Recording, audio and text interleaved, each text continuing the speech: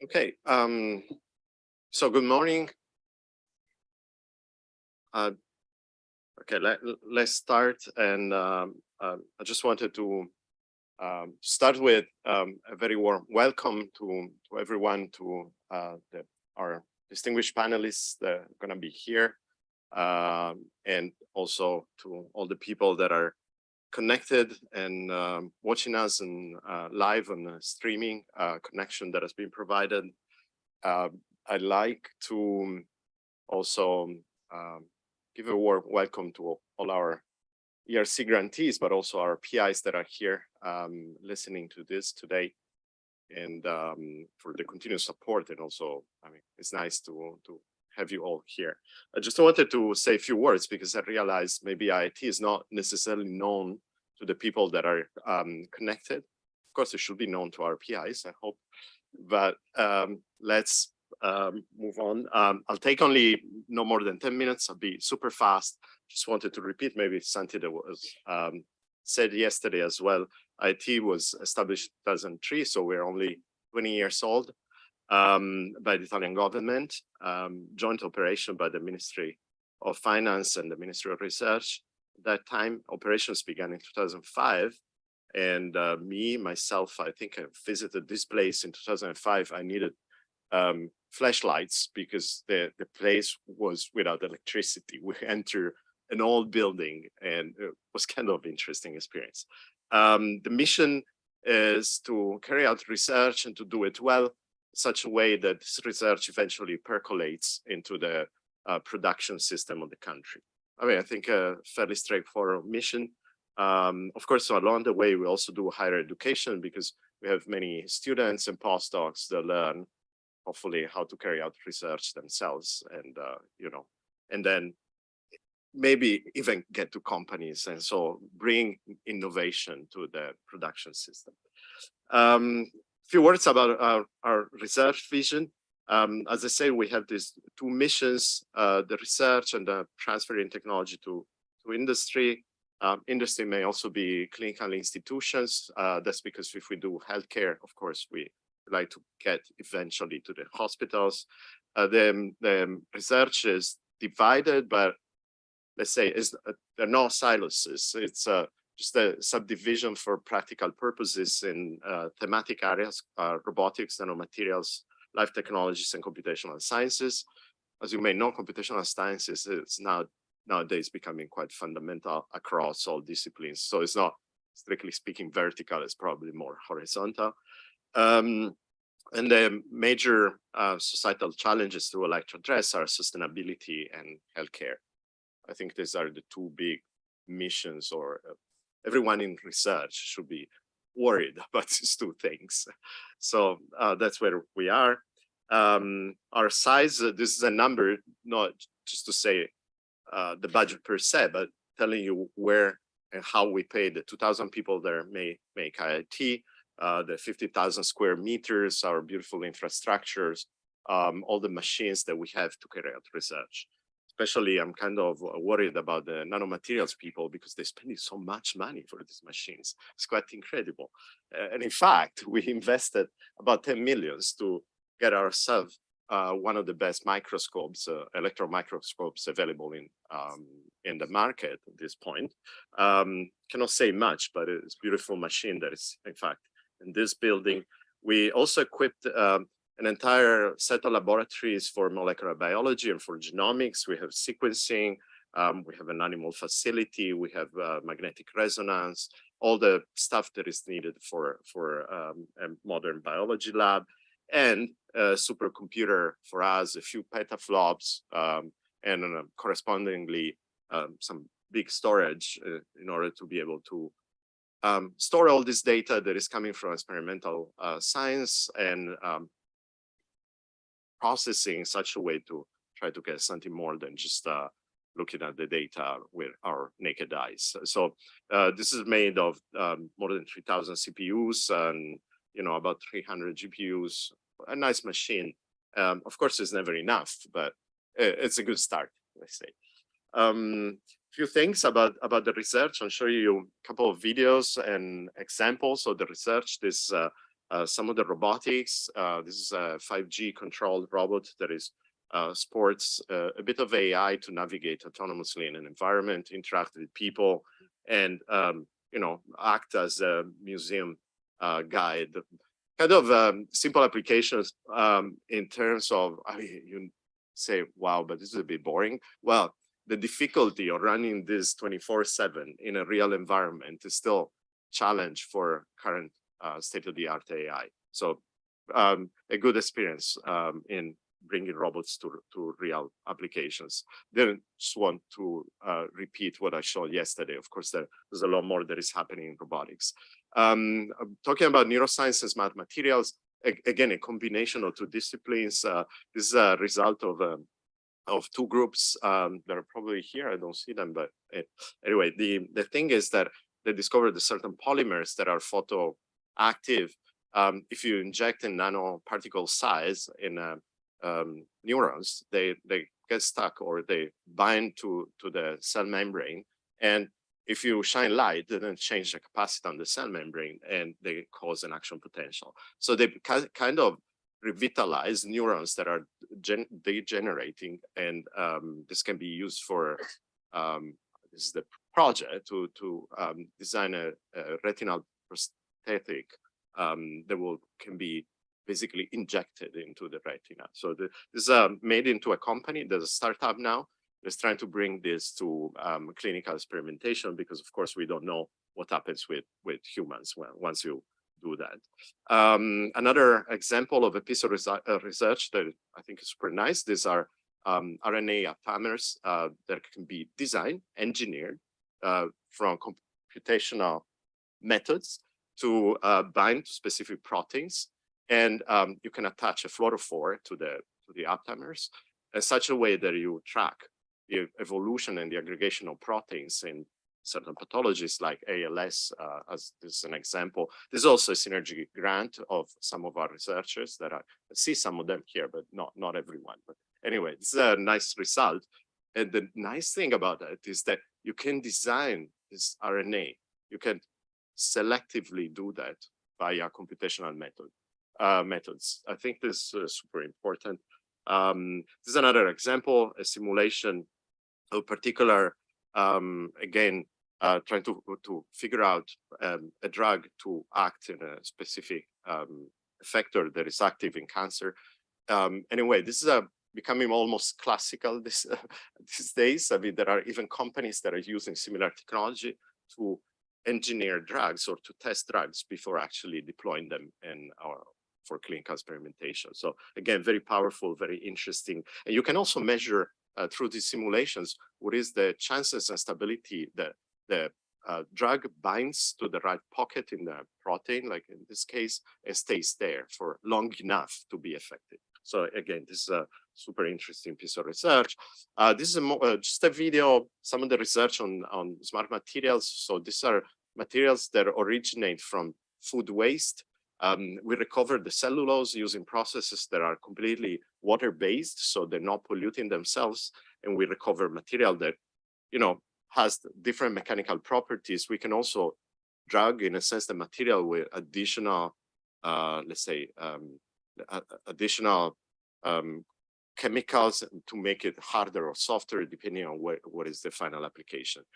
We have a company that is exploiting this and is going for, basically using entirely biodegradable plastics. And this is what you get out of potatoes, tomatoes, and persil in this case. Last but not least, we have a lot of material science at IIT. This is one example. This the use of perovskites, these materials that are basically can behave like semiconductors. They can be designed in such a way that they detect, in this case, X-rays or radioactivity. The nice thing about them is that they can be, in a sense, printed or produced in large surfaces. You cannot do the same with silicon, or not with the same ease. And so you can design stuff like detectors where you can basically send a truck inside a detector and measure whether there's any radioactivity. So this is, again, piece of work that's very interesting, but also this piece of work is merging with the use of AI. We have a plan that will design labs that will exploit the capacity of robotics and artificial intelligence to design experiments, but also to carry out many experiments very quickly in parallel. Just let the next speaker get the floor at this point. Thank you. Of course, I'm very happy that the Association of the ERC Grantees decided to spend the day here in Genoa with us. This, I think, is a very nice recognition. I'm very thankful to all of you, and I'm also thankful to the speakers, Maria Lepting, Mr. Goll, and Martin Chalfi, that are here to discuss with us in this panel. Sorry, I forgot your name, but Thomas Wood. Thank you for being here. Axel, the floor is yours.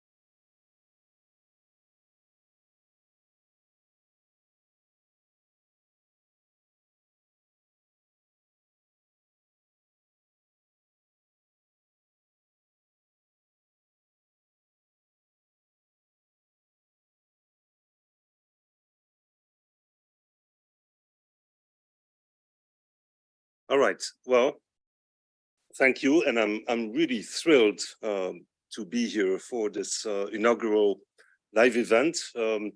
My name is Axel Clemens. I'm the president of the Association of ERC Grantees.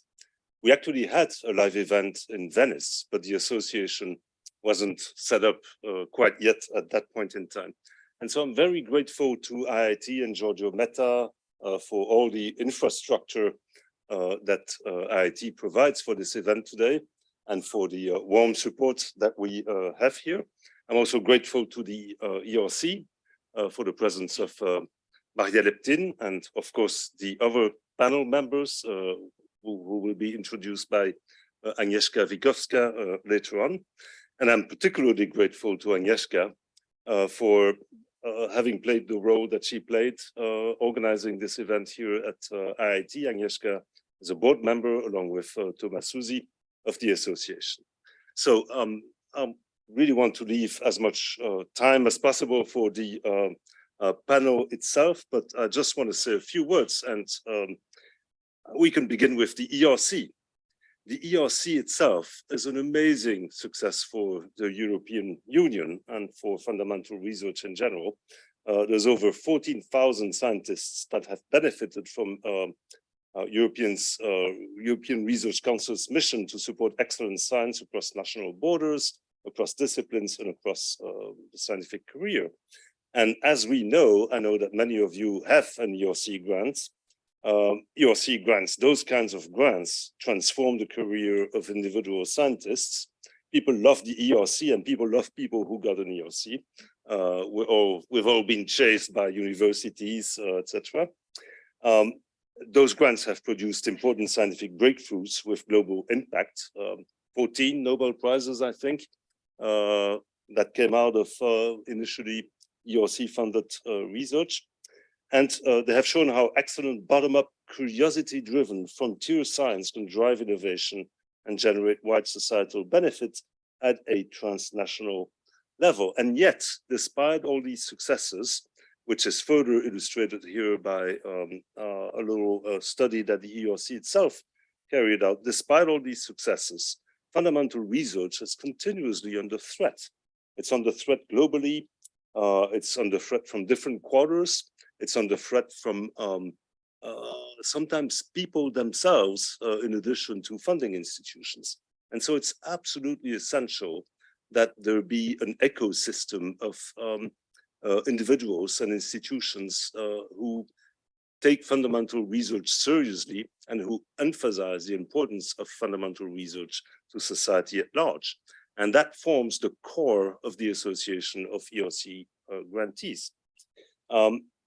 Its missions are to promote and advocate excellence-based bottom-up frontier science funding in Europe and elsewhere, as exemplified by the kinds of programs that the ERC has managed to set up and continue to support.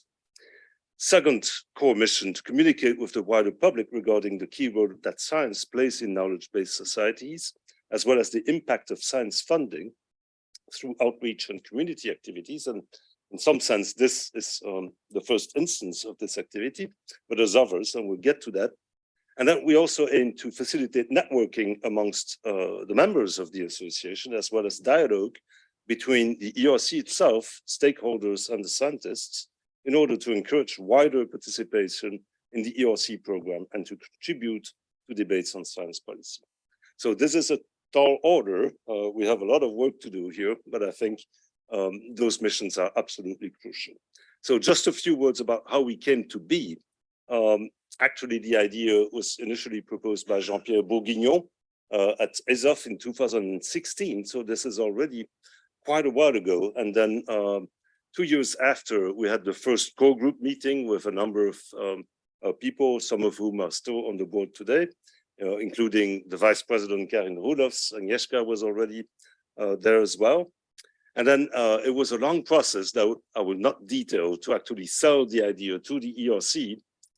In particular, we had to obtain the agreement from the ERC that we could use the name of ERC in our own name. And then the rest of it was basically trying to figure out how to set up an international non-profit organization in Belgium and to get a bank account. You have no idea how long it took for me to manage to open a bank account for the association. Of course, I'm not an accountant, I'm a scientist working in cognitive neuroscience. And so this was also a learning experience. And then COVID happened. All of this was happening during COVID. And so initially, it was a lot of work to take the association off the ground. But I think that now with this event, we're really hitting a different atmosphere and a different energy. Here's a picture taken from one of those early let's see if we can do this meetings. All right. What are we doing today? Well, our membership is about 400 subscribed people and an additional 400 who have expressed interest early on, and then that we never managed to get back to. So this is an appeal to all of you who might have heard of the association a while ago. We're in business, and please join us. We really do need the funding, and it's cheap to be a member. So don't hesitate to join us if you have an ERC grant and you're not yet a member of the association. As you see, we have a diverse membership that represents the different domains quite well. There's a few more starting grant people than others, but the domains are well represented.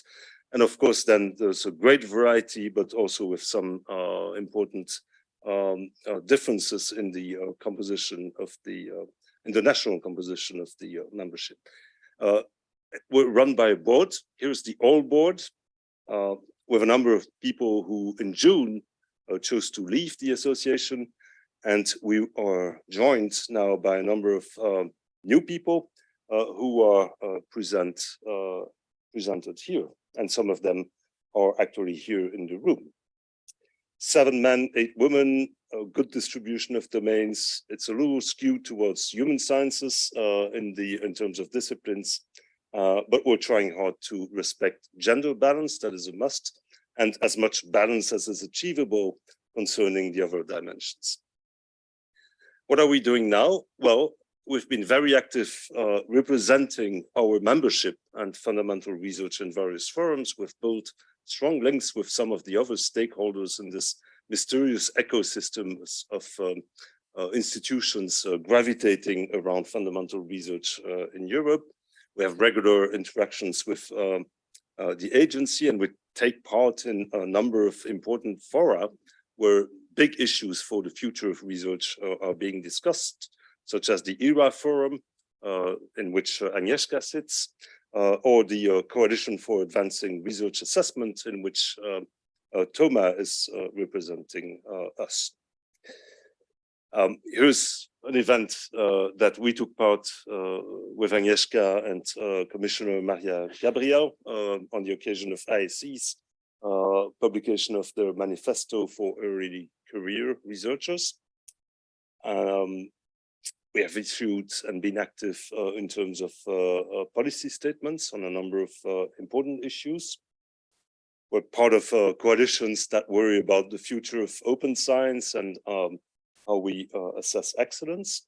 A big part of what we're doing are our science and society seminars that began actually fully online. This was during COVID, but will now take place physically for the first time with the great presentation by Barbara and her interaction with Mark in just a couple of hours, I guess. We had a first seminar with Ugo Shahin and Özlem Tuhaci from BioNTech, the creators of the mRNA vaccine against COVID.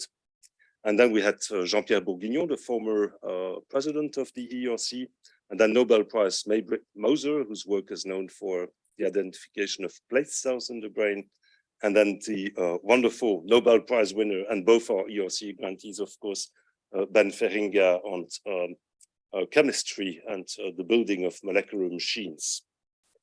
And this is all run by Simon Filatreau, who was planning to be here, but had a very complicated situation booking trains to come to Genoa from Paris, basically. And so he couldn't make it, but I'm grateful for all the assistance he has provided remotely organizing this event. We're also trying to get more professional. This was me doing the accounts, etc. But now we have the great help of Sophia Serin, who sits there at the back of the room and is working with Science Connect. So we have this great association with Science Connect, and it's been really helpful trying to get us to the next level. And so we've also launched something special just for members, and this is run by board members of the association. Those are special interest groups in which basically we'll brainstorm about issues that are of importance to the membership. How to run a bigger research group when you have an ERC grant, all of a sudden your lab doubles. How do you handle the transition? A second special interest group will be run by Thomas Susi, who's sitting there, about recognizing excellence in a reformed assessment system. We'll get right to it in just a few moments. And then Patrick Haggard, who's the association's secretary, will run a special interest group around research ethics, the issues and how to interact with the ERC about it. Okay, I'll close with today's program, just a couple of indications. We're gonna have this panel in just a few minutes, and I will let Agnieszka introduce the speakers. You know who they are already, and I'm very much looking forward to it.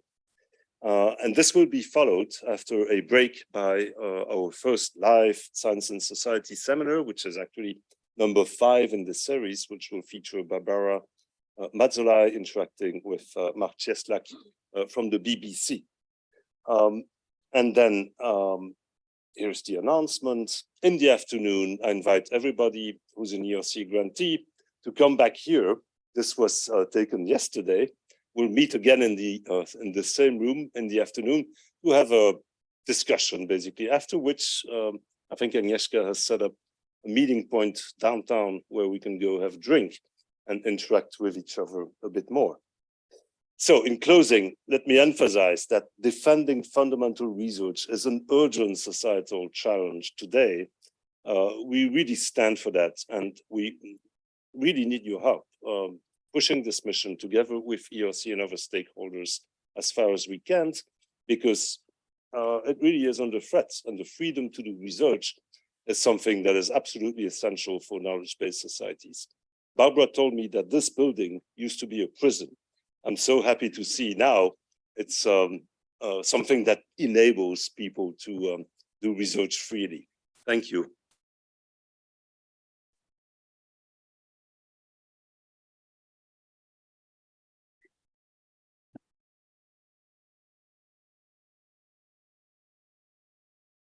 We start? You can go.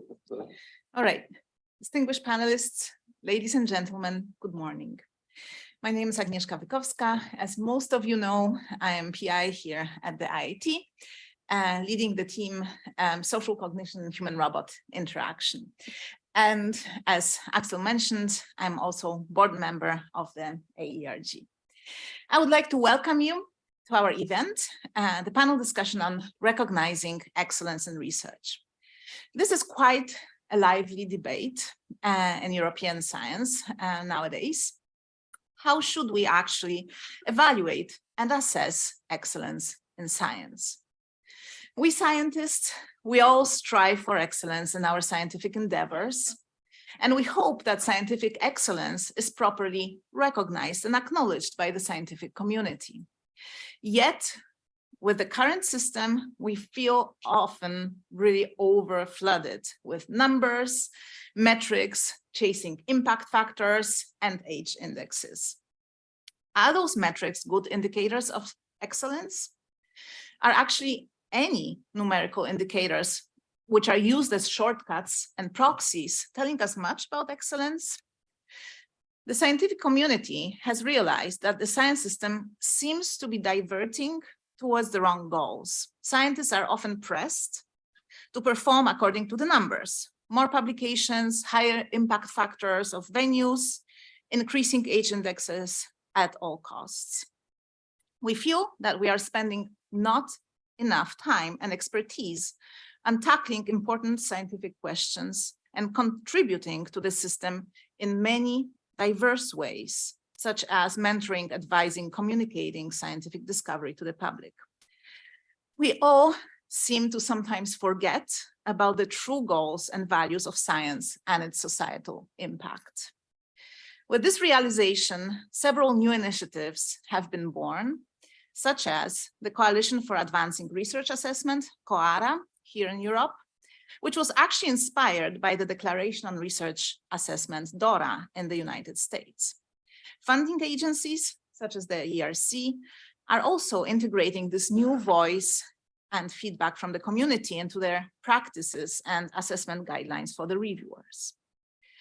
Given the current situation of the scientific system and those initiatives, we all need to rethink what actually is excellence in research and how to assess it.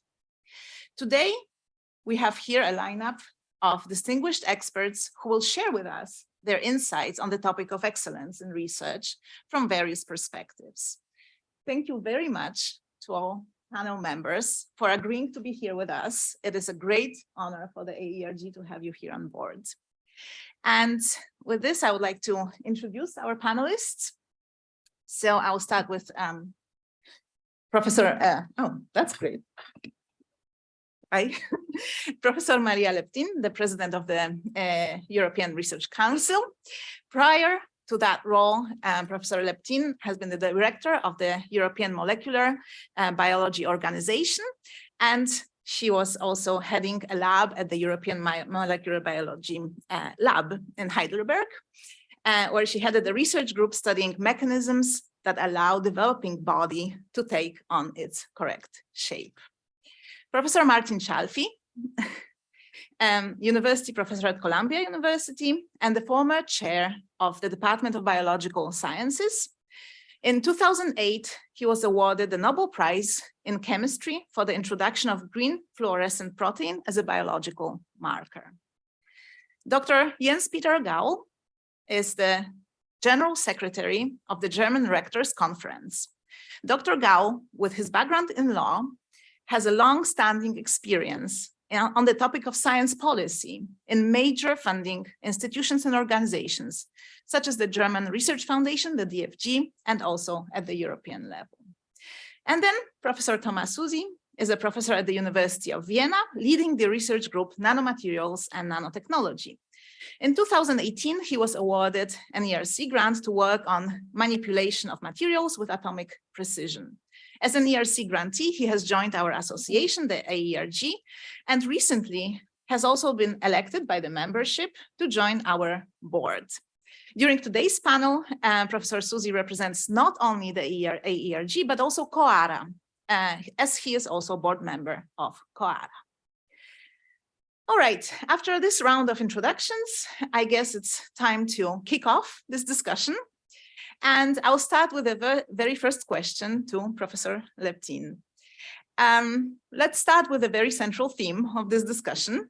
So, since the sole criterion of evaluation for the ERC is excellence, what is actually excellence in research? Could you elaborate on your view on that? Well, that is, of course, the $1 million question, or the $2.5 million question if it's about an ERC grant, an advanced grant. So there are many ways of answering this question and many ways of not being able to answer it. One is, famous adage of it takes one to know one. And so that is, of course, the principle on which much peer review rests. Get a bunch of people who have somehow made big discoveries or done great things to judge who are the next ones. That's the principle of peer review, and that's the principle we use at the ERC. Our panels are populated by top researchers from throughout the entire world, and they read every grant application that comes in and have a discussion about it. Now, of course, there are criteria that you can use. I find the discussion of excellence, I'm always confused about it, because for me, excellence, and I think I discussed this with someone else, I think with Tommaso Poggio yesterday, for me, it's a measure on a scale. You can be excellent in publications, you can be excellent in communication, you can be excellent in mentoring. So for me, it's a scale, and excellent just means at the very top of whatever you're assessing. Now, of course, the discussion has been a lot around what is being assessed, not where you're excellent, but what are the criteria. And so once you've decided that, for instance, is publication something for a scientist that should be judged? I think so, because that shows what you've done. So if you're assessing the scientist, you look at their output. Now, how to assess it is a different question. Do you count, or do you look at one or two great ones? Do you ask what has been your most important outputs, regardless of where it's been published?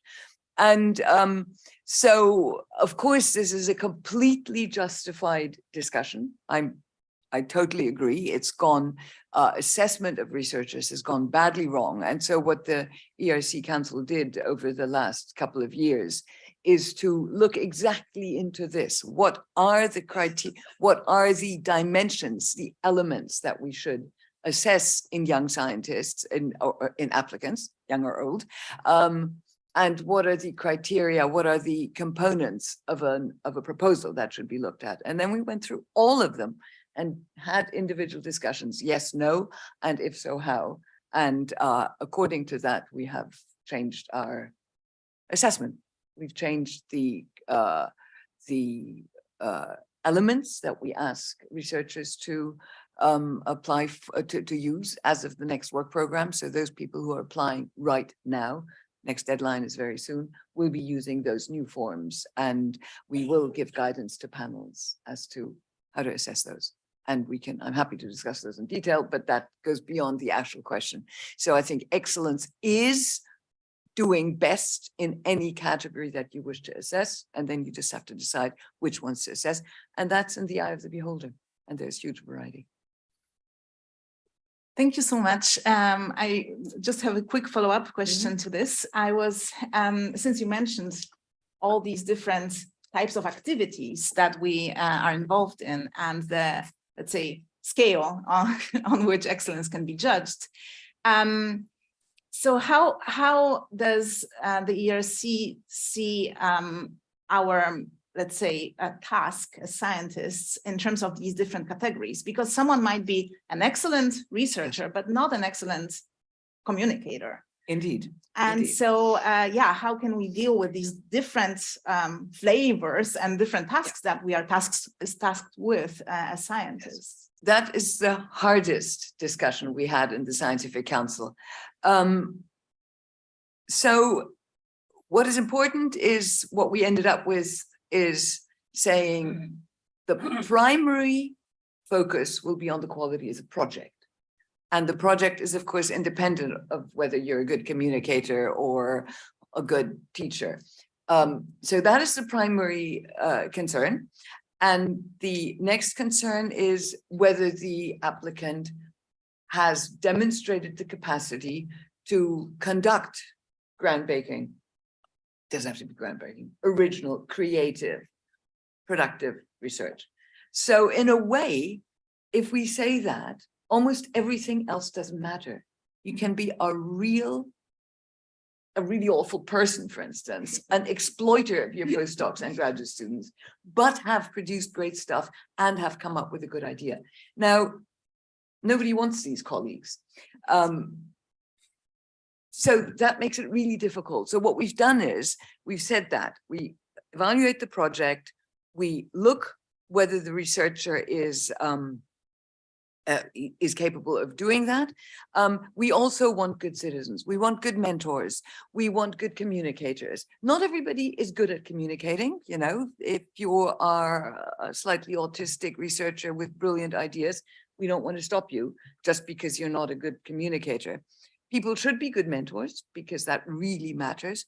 There's no way of measuring that. So we have a whole category where, and we've also introduced the idea of using a narrative. It's already there, but we encourage more, where we do take that into account. So it can't be taken into account numerically. We don't use numeric criteria at all, but people are asked to mention their other contributions. But, you know, if we say, how many grades do you give for that? We don't. Great, thank you very much. Professor Chalfi, you have had a very long and distinguished career in research. Do you think the ways in which we are assessing research have changed along the way? And have you observed this throughout your career? So I think in some senses it has changed as people become a little more cognizant of what their biases are. I think that people have suddenly realized that there's a lot of things that are maybe peripheral to the assessment. And I'm thinking about this not only in assessments of grants, but also in hiring people and others, where people might say, oh, that person came from this institution or that institution, and that gives them some sort of plus or maybe a minus that's actually irrelevant and not germane to what they're doing. I was thinking about the answer that Maria gave, and this whole question about assessment of proposals. And at least from the perspective of NIH, and I have to think that it must be the perspective here, excellence is not the problem. The problem is funding. We have more than enough people that put together proposals and have wonderful ideas and have wonderful research programs, but we don't have enough funds to support them. And so it's not really, is it excellent or isn't it excellent? The question really comes down, how do we judge this grant as being more likely to succeed or more likely to have a greater impact? And that, I think, is very hard because we're all working in different areas. It's all very hard, but I see the funding problem as a bigger thing than what is excellence, because you know, I'm always amazed when I'm on a study section of how many wonderful proposals are there, and of people that have been productive and have had active labs and many of the criteria that are there. I think that hasn't changed, and so one sees the same thing. At least, and there is a feeling in the United States about the National Institutes of Health that because money is so restricted in the sense or so limited, that people have to make these very fine judgments about things. And it sometimes slides into this problem of why is this going to work? And so that becomes more conservative in terms of what it is. It's not what is it becomes what's your preliminary data? How much preliminary data do you have? How can you show that what you're saying you're going to do, you will accomplish? I actually don't think that's what proposals are for, but sometimes study sections seem to emphasize that. I actually like grant systems because basically in my mind, a grant says you have done excellent work in the past. We want to continue funding this. And we're sort of interested in what you come up with, not that you've written a contract of what you say you're going to do. You make a proposal, something new comes along and you run with that. That's what that money is for. Yes, well, I'm pretty sure that Professor Leptin can also comment on the insufficient funding for the ERC. We all know the problem of the non-funded A's, so excellent grants that cannot be funded due to lack of sufficient funds. Thank you. I have a next question to Dr. Gao. The German Rectors Conference is fully aligned with the idea that excellence should be the sole criterion of evaluation for research.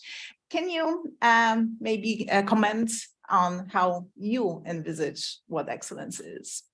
Thank you very much. Yes, it's the $1 million question. Thanks for having me and for organizing this wonderful event. In the end, I think the definition what excellence is, it belongs and has to stick with the respective scientific community. So in a certain sense, it remains opaque. And if you look at the literature, what we know from what has been trying to describe what excellence is, you can come up with some criteria, but they more or less describe the environment of how to find excellence rather than being excellent. I'll just talk about them shortly. I mean, some criteria you often find is something to find like intellectual merit in creating new knowledge at the frontiers that has the power to maybe lead to a change of paradigm. But all this is defined by the community standards of the respective scientific community. So this can vary. So there's no absolute possibility to say this is excellent. And you sometimes find when you talk to people about that, you find aspects like originality, accuracy, also feasibility. And sometimes you have a strong emphasis of saying, is there a risk in it? Is there a high risk combined with a kind of high gain at the end? And I think the last and maybe very important criterion is something that Maria also addressed. What's the procedure to find excellence? You need independent peer review, which has a mindset that is dedicated to find non-mainstream projects and ideas. I think that's an important aspect. It must be driven by must not be driven by non-scientific criteria, like something like Justratur or something like that. And it has to be conducted by an organization which has a kind of, or is sufficient for a kind of credibility cycle. So it must be well organized, driven by scientists and following scientific standards. So these are the criterion you can use to describe a kind of excellence environment, but what excellence is belongs to the scientific community. Thank you. Toma, you are representing COARA here, and this is a very important initiative, the main driving force of rethinking and reforming how research should be evaluated. Why do you think we need a reform, and where actually do we stand currently with developing a new criteria of assessments? Yes, thank you. It's been a hobby of mine that's gotten completely out of control. I'm actually supposed to be doing research on physics, but I feel very passionately about these topics. I think what Dr. Gao said, this evaluating excellence belongs in the research community. That is at the core of it, and we have given up. We have let commercial companies develop opaque, intransparent metrics that are gained, and providing these magical numbers that we've somehow convinced ourselves that we can compare one number to another number and say which researcher is better, impact factors of publications, for example. And that's just magical thinking. It's completely unscientific. And we have ended up in this kind of a Stockholm syndrome where actually we are the ones who should decide what gets funded and who gets hired, yet we have outsourced our critical thinking and our actual expert evaluation to these numbers because they're so convenient. Oh, number A is bigger than number B. Okay, we can choose candidate A. Of course, that's never been true. It's completely absurd and completely unscientific. And it leads to really perverse situations. So for example, I work at the Faculty of Physics.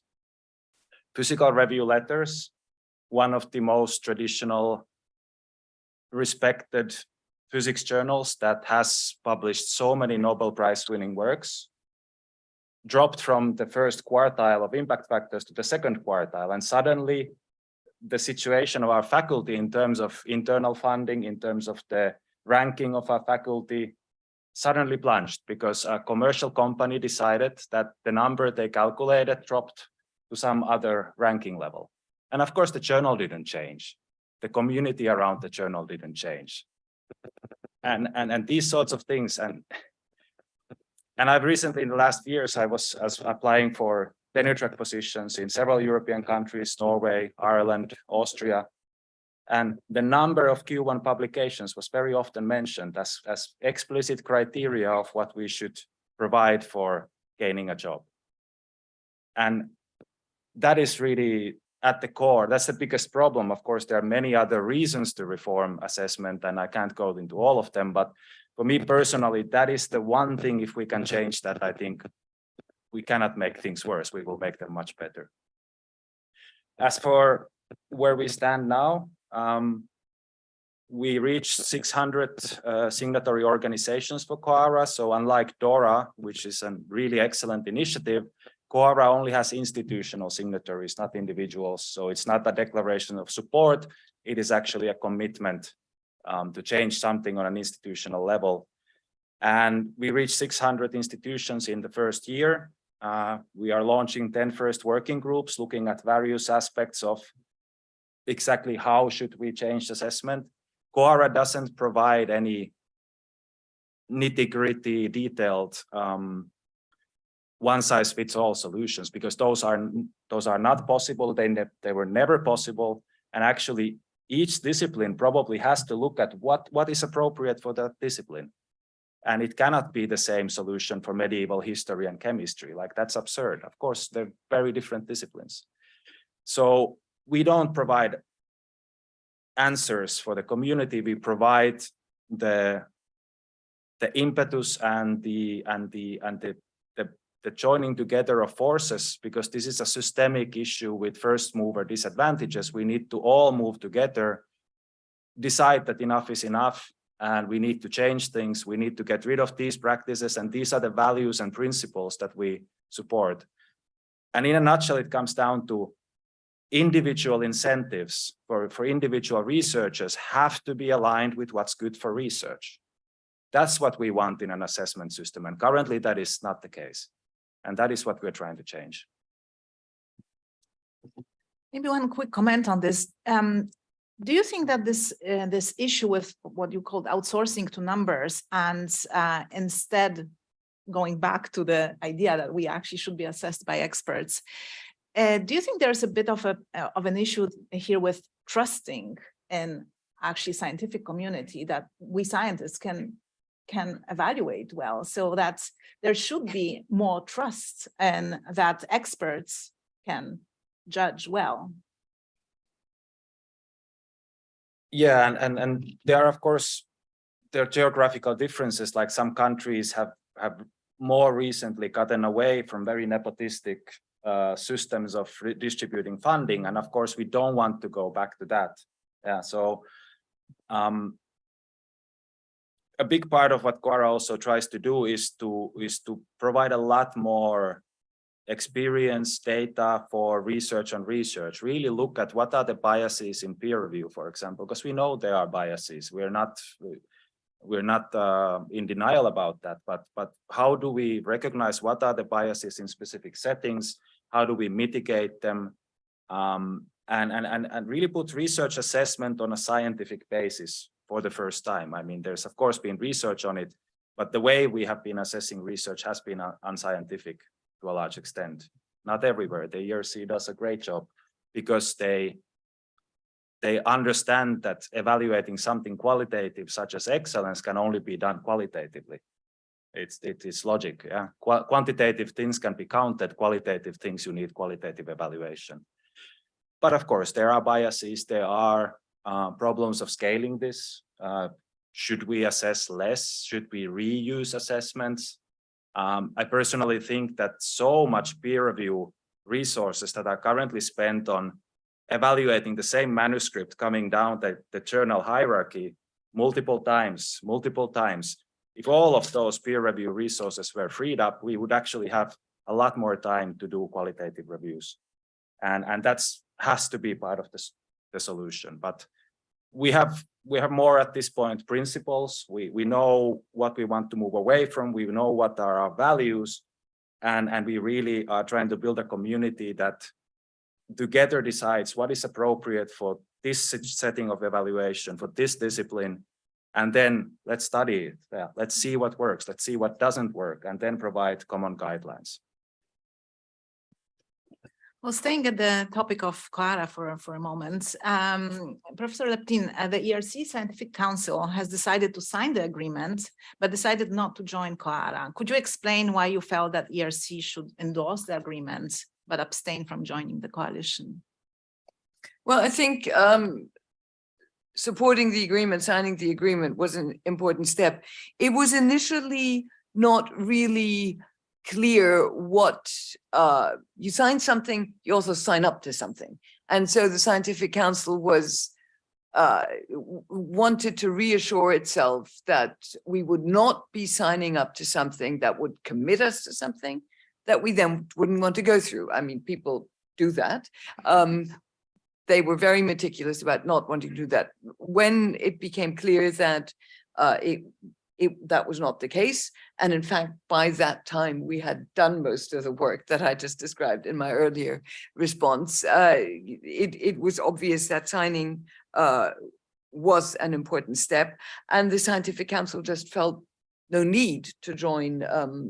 We trust 600 organizations to do the work that is needed. We felt we'd done it. And of course, we're always happy to talk to people. There was just felt not to be any need to sign the group, but there's full support.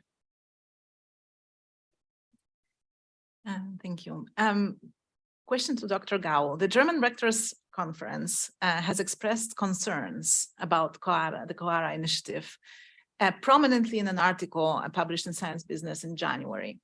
Could you explain what those concerns are and whether your position regarding these concerns remains the same? Thank you very much. Yes, an interesting situation, because almost to everything that Thomas said, I would have signed immediately. And nevertheless, there are some really fundamental concerns. I'll try to explain them. First, let me point out this is an important, Quora is an important initiative with really great people, great institutions doing a lot of work. Thomas, I'm not saying that because you're sitting here or I'm nice, but I really mean it. And I come back to this at the end. The situation in Germany is that the Rectors Conference has not signed, and there are only a relatively few, I think 10 universities from the German system who have signed. System comprises about 400 universities, small and big.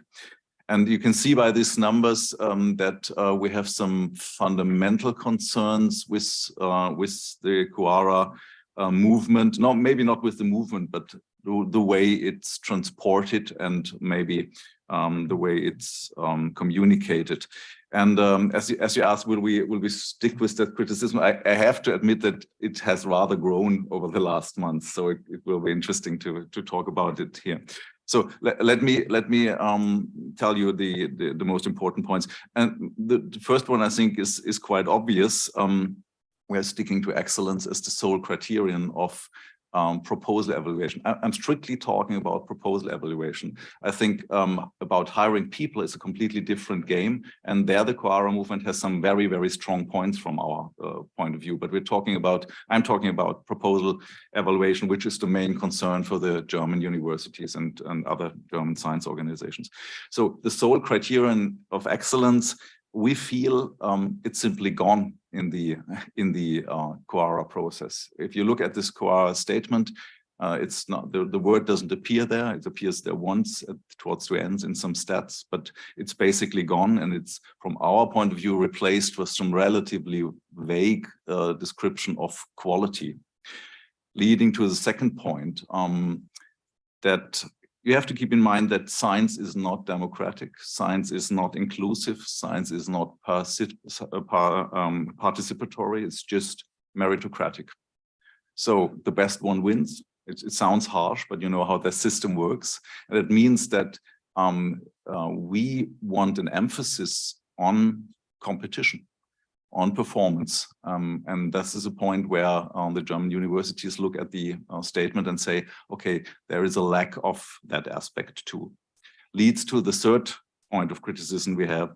The notions I mentioned, democracy, participation, inclusion, and so on, they're of utmost importance. And we feel obliged as scientists in Germany to have these aspects, have aspects like equal opportunities, diversity, and so on. But, and that's the third main criticism towards the Quora statement, is that there is a kind of confusion between prerequisites for good and high-ranking research and criteria. The criteria to judge a proposal, excellence should remain the sole criterion. But we need many, many prerequisites. I named some of them, to have everyone participate in the research process, to have equal opportunities for everyone, and so on. But they shouldn't be criteria for judging proposals. And we feel that Quora moves into that direction. Leads to the fourth point that I would like to address. Sometimes you feel that there is the idea to integrate relevant aspects from non-scientific realms like societal needs and so on into the evaluation process, in the sense that you could combine them with excellence. You say excellence maybe is a main criterion, and then we add other ones like diversity or data sharing or whatever. And now our concern about this is quite heavy, because the strong legal protection that the scientific autonomy has remains on the idea that science is following its own guidelines. If you open up that door, for example, or open up a gate, say, okay, the relevant criteria are scientific, and then we add other ones, you endanger the strong protection you have and the legal status that science has and has been fighting for maybe even decades or centuries. The next point I would like to add is that we feel, and it would be interesting, Thomas, to hear how you see it rather from the inside. DORA was a process, a great process owned by the scientists. With the Quora, we have the feeling that it looks like it's owned by the scientists, but it's in its core, it's a European Commission process or even member state process. In our discussions with the authorities, national and European authorities, we always get strong signs that they think the Quora process is their kind of executive instruments for their policy goals. And that makes German universities very reluctant to join into this process. And the last point would be a bit of a methodological concern we have. I think that this was my point, Thomas. I would sign to all the things you said, but partly we have the feeling, universities have the feeling that there's an enemy made up that in that way does not really exist. I mean, there are a lot of communities who have a strong emphasis on the age factors or quantitative methods. There's no doubt that there are, but there are many communities who have a discussion about quantity versus quality for many years. We fight the big publishers for many years. DFG has stopped counting quantity of publications in favor of quality already 15 years ago. So I'm absolutely with you with some of the aspects you mentioned, but I'm not sure if they're in that sense knew that it justifies to have a process like that. And the last point I already mentioned that from our point of view, it's very important to differentiate between the issue, are we hiring people, where we think Quora has very, very strong points, or are we talking about proposal evaluation? My last point would be, as we see the very many good points in this process, the universities section of the HRK, university meaning in that case, classical universities, not universities of applied sciences. The university section has set up an internal working group to evaluate good points, the problems in the Quora movement. So it's not a discussion we have stopped and say, we won't join, thank you, goodbye. But it's an ongoing process because it's very important, but we have some concerns if you have heard now. Thanks a lot. Well, thank you very much. I guess I leave the floor now to Thomas to answer some of the concerns. Yeah, many things I could say in response. I mean, I'm a little confused why you emphasize project funding so much, because the German Rectors Conference represents universities where the main form of evaluation is hiring and promotion. And so I don't think you evaluate projects that much. So what is the problem there? Let me put it bluntly.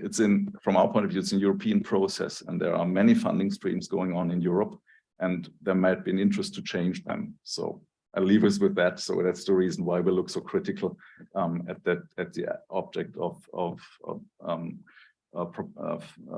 proposal evaluation. And you have to keep in mind that DFG is a huge proposal funder with 3 billion euros yearly budget. And we're looking at them because it's the main source of third-party funding in Germany. And so what we do on the European level, I just call it over European level, will affect, for good reasons, all the national levels. That's the reason why we're looking at that very intensely. The DFG is one of the original signatories who participated in actually drafting the agreement, so they don't seem to have any problem. Oh, we have strong discussions with them, you can believe that. But it's a good point. Max Planck Gesellschaft doesn't join. They have rather I can't speak for them, but from our internal dialogue, we'll say they would rather look at the issue the way we do. But it's, as I said, it's a complex situation. You can't say it's black or white. Yeah. And then the topic of excellence. I mean, we have the full support of the ERC, whose sole criterion is excellence, and they don't see this agreement as a threat to excellence. So why do you disagree with the ERC? Why can't you add a paragraph number 1? Excellence is the sole criterion. We would be on board as fast as you can in the blink of an eye. The point is, what do we mean by excellence? So you cannot. Many funders use the word excellence without actually defining it. And as Maria has said, this is peer evaluation. This is the only way to evaluate excellence. And Quora is really about doing much more peer evaluation of qualitative things. We just chose not to use the word because the word has problems. What are the problems of excellence? Because what makes things easier, because excellence is, in the German, it's a good question. I tell you some of the background. In the German discussion, we've lost control about using the term of excellence. So we have excellence in kindergarten. I'm not making this up. We have excellence in kindergarten, we have excellence in vocational education, and so on and so on. So what we try to do is to get the excellence notion back into the hands of the scientists and to reserve it for scientific contexts get it back, or I don't think we will be successful. We have to try to do that. And so it was quite a blow that our crucial and distinctive notion couldn't be found in the Quora statement. Yeah, it was not an accident. I mean, there were hundreds of organizations that participated in the drafting. I was part of a group of 20 in the core group, with many researcher representatives actually very actively participating in the discussion. And that's the last point I'd make. Yes, the commission was coordinating and initiating this, but to call this a top-down initiative, I think is honestly disingenuous. And this is very much driven by a lot of people at funders, at universities, at researcher organizations who just really want to change the current system. It is not a top-down commission imposition. This is really a community. I don't doubt for any second the sincerity of the people involved, to make that perfectly clear. Thanks for the answers. It's very important. Thanks. Okay, yes, we, go ahead. We need a mic. You should have a mic because this is live streamed and other people won't otherwise not hear you. Good point. And now I see the live icon there still, so that's online. Yeah. All right, thank you very much. So I think and you mentioned that, you know, there are communities or scientists that actually really believe in numbers, right, and KPIs and so on. So I was wondering, what are you doing as organizations in terms of educating the reviewers at the ERC level and other panels to think a little bit beyond those KPIs? I think before the panels, after the panels, during the panels, in the selection also the reviewers, I think it's very important because this KPI issue is somehow very eradicated in many of our colleagues, of us. So I can obviously respond to that for the ERC. But I think you have further questions for everyone. So, okay, whatever. Yes, so we make it clear, we've banned impact factors a long time ago, H indices. So that, as you know, those of you who've applied for grants since then, they are not asked for, and panels are told not to use them. They're told not to look at that. That was part of the question. We give guidance to the panels, both before, extensively, and then during the panel sessions, if these things come up, the scientific officers are asked to remind the panels that these are relevant. And I've seen that in others as well. I used to be on a panel for the Wellcome Trust in the UK when Jeremy Farrar was still the president there, the director. And, you know, and we had the final general discussion where you do the little bit of balancing. And one colleague kept saying, yeah, but they've published everything in Nature and Science. And Farah would say, that's not what we're looking at. This is a great proposal. And he had to begin to shout to stop that panel member using that. So it needs retraining. And you're right. Different communities use different criteria. In my own field, the life sciences, the closer you get to the medical field, the more likely you're going to encounter requests for metrics. And all I have to say is, you know, vote with your feet. Don't go into those fields. But and they self-select, of course. They self-select, as do different institutions. And I suppose you didn't go to those institutions where you were asked those things, if you have the choice. Very quick. Yeah, I mean, changing the criteria, coming up with better ways of evaluation and making those guidelines, that's the first step. That's only the first step. The culture change is going to be the big challenge. And so Quora is going to be the start of this process, and it's going to be a long process. I hope it won't progress one funeral at a time, but it is going to be a long process because thinking about prestige of publication out, that it's so ingrained in many of us, even in myself, I catch myself doing that, even though I've been like advocating for change for a decade. So we are under no illusion that this is going to be easy, but we have to try. And if I can just add a quick comment, I think one thing that could help is giving more recognition to excellent peer review, because not all peer review are good. Of course not. I mean, that is a problem. Not everybody's excellent in everything. Actually, by the way, what the ERC does, it looks at its panel members, and those who don't participate properly, make inappropriate comments, provide inappropriate reviews are excluded. So I think that's, I don't take any credit for that process. That predates my participation. I think it's very good. The trouble is, of course, as Thomas already said, we all, and you are the ones who experience that, are asked to review too much. Too much is done by peer review. I totally stand behind peer review. But if, you know, if a graduate student can no longer be hired without peer review, you know, or your next step can't be made without peer review, something's wrong. People need to take courage to make decisions without having every bit of that decision reviewed by 100 other people. And but that's where we are. I think that has to change too. That means that it's very hard to get peer reviewers in the first place. But you're right, one shouldn't. And journals also, you know, journals also don't reuse peer reviewers. I know this from my own experience when I was EMBO director. If you get inappropriate reviews, you no longer use them.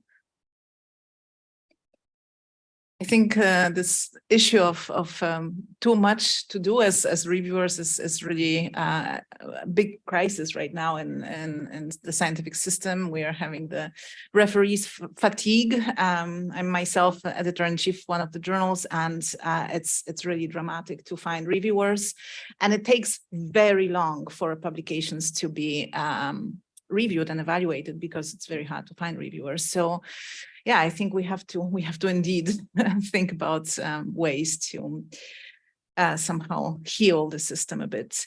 I wanted to ask a question to Professor Chalfie. From the perspective of the United States, how present is this kind of debate over the ocean? So I think there's just as much of a debate about that, about this in the United States as elsewhere. I think that one of the things that has been very important beyond DORA and beyond this research assessment is this idea of unconscious bias. I think it's more than just H factors or impact factors. It's also, and I would question this in terms of a review of excellence in this, does one say there are a lot of ERC recipients at the IIT?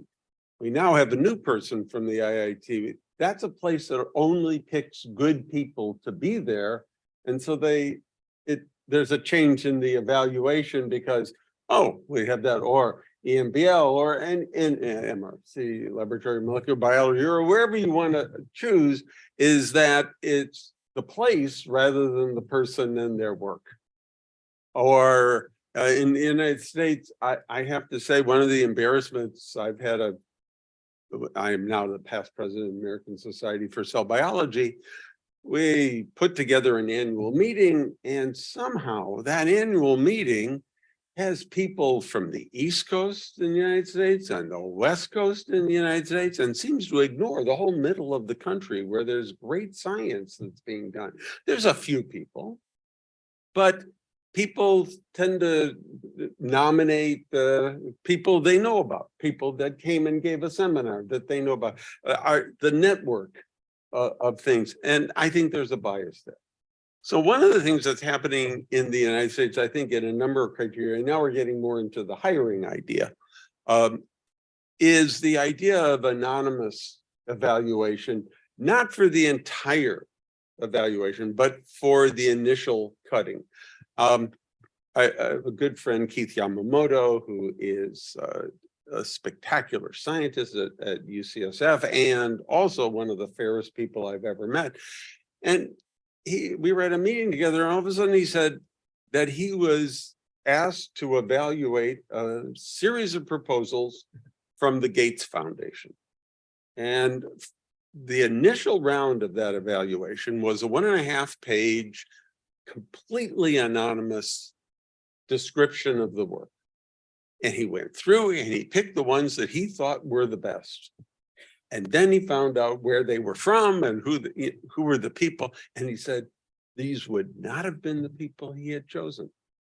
But because they did it anonymously, as symphony orchestras do for musicians, this really changed, and it made him realize all the things that he's thinking about other than excellence. That's the problem, is that we think we're looking at excellence, but we're looking at many other things to judge ourselves. One of the really exciting things that's starting to happen is very little. So there's certain things you can do. I happen to be a big advocate of journal clubs. I think that's a great way for students and people in the lab to evaluate things. Don't pick published papers. Take papers from bioRxiv or archive that don't have a journal name associated with them and are probably a little rougher than usual anyway, and have people evaluate that. Then they're evaluating the science and thinking about the science.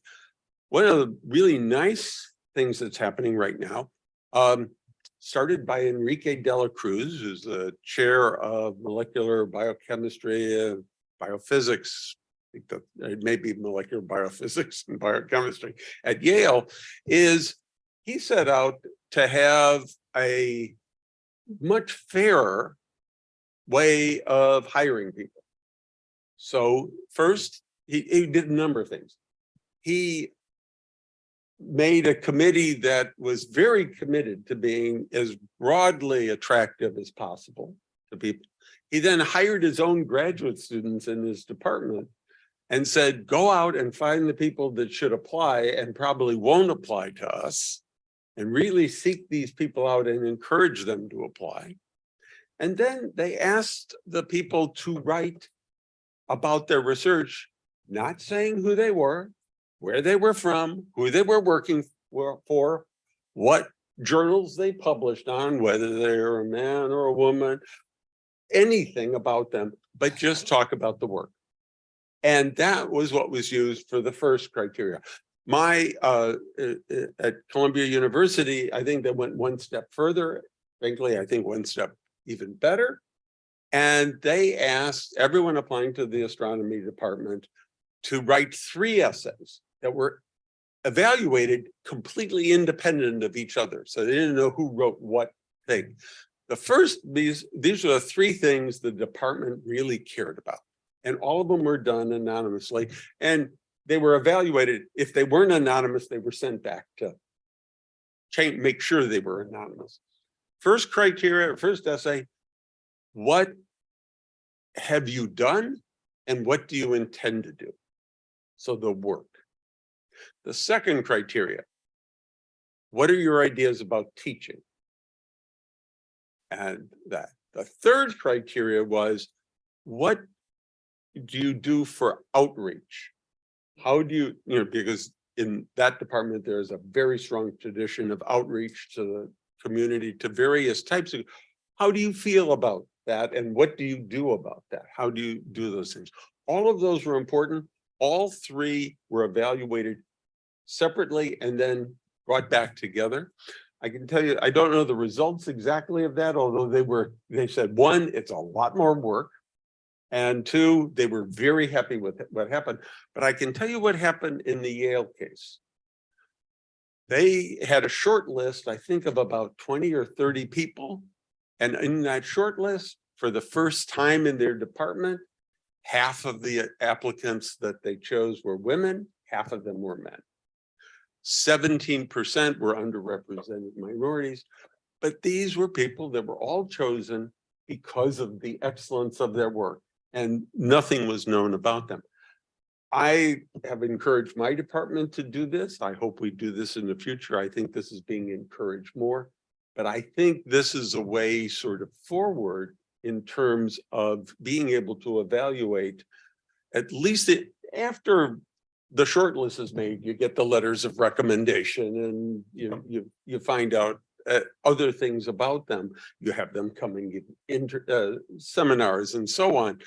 But that at first cut is, I think it's a very attractive way of being able to assess people.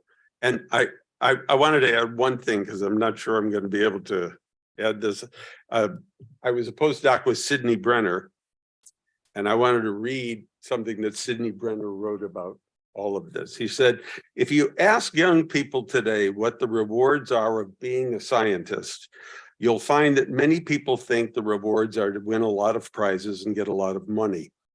And some people fight and scream in order to get their publications into the journals that have somehow become fashionable.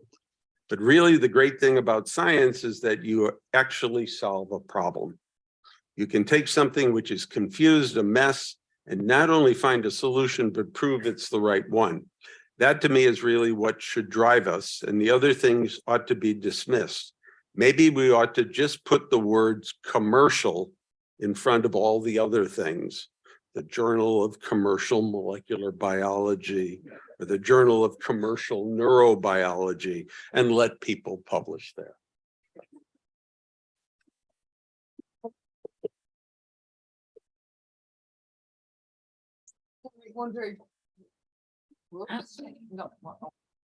Yeah, one very brief comment. What I like about what you said, I can add other examples. Sandy Smith doing recruitment on 1.5 page proposals and nothing else.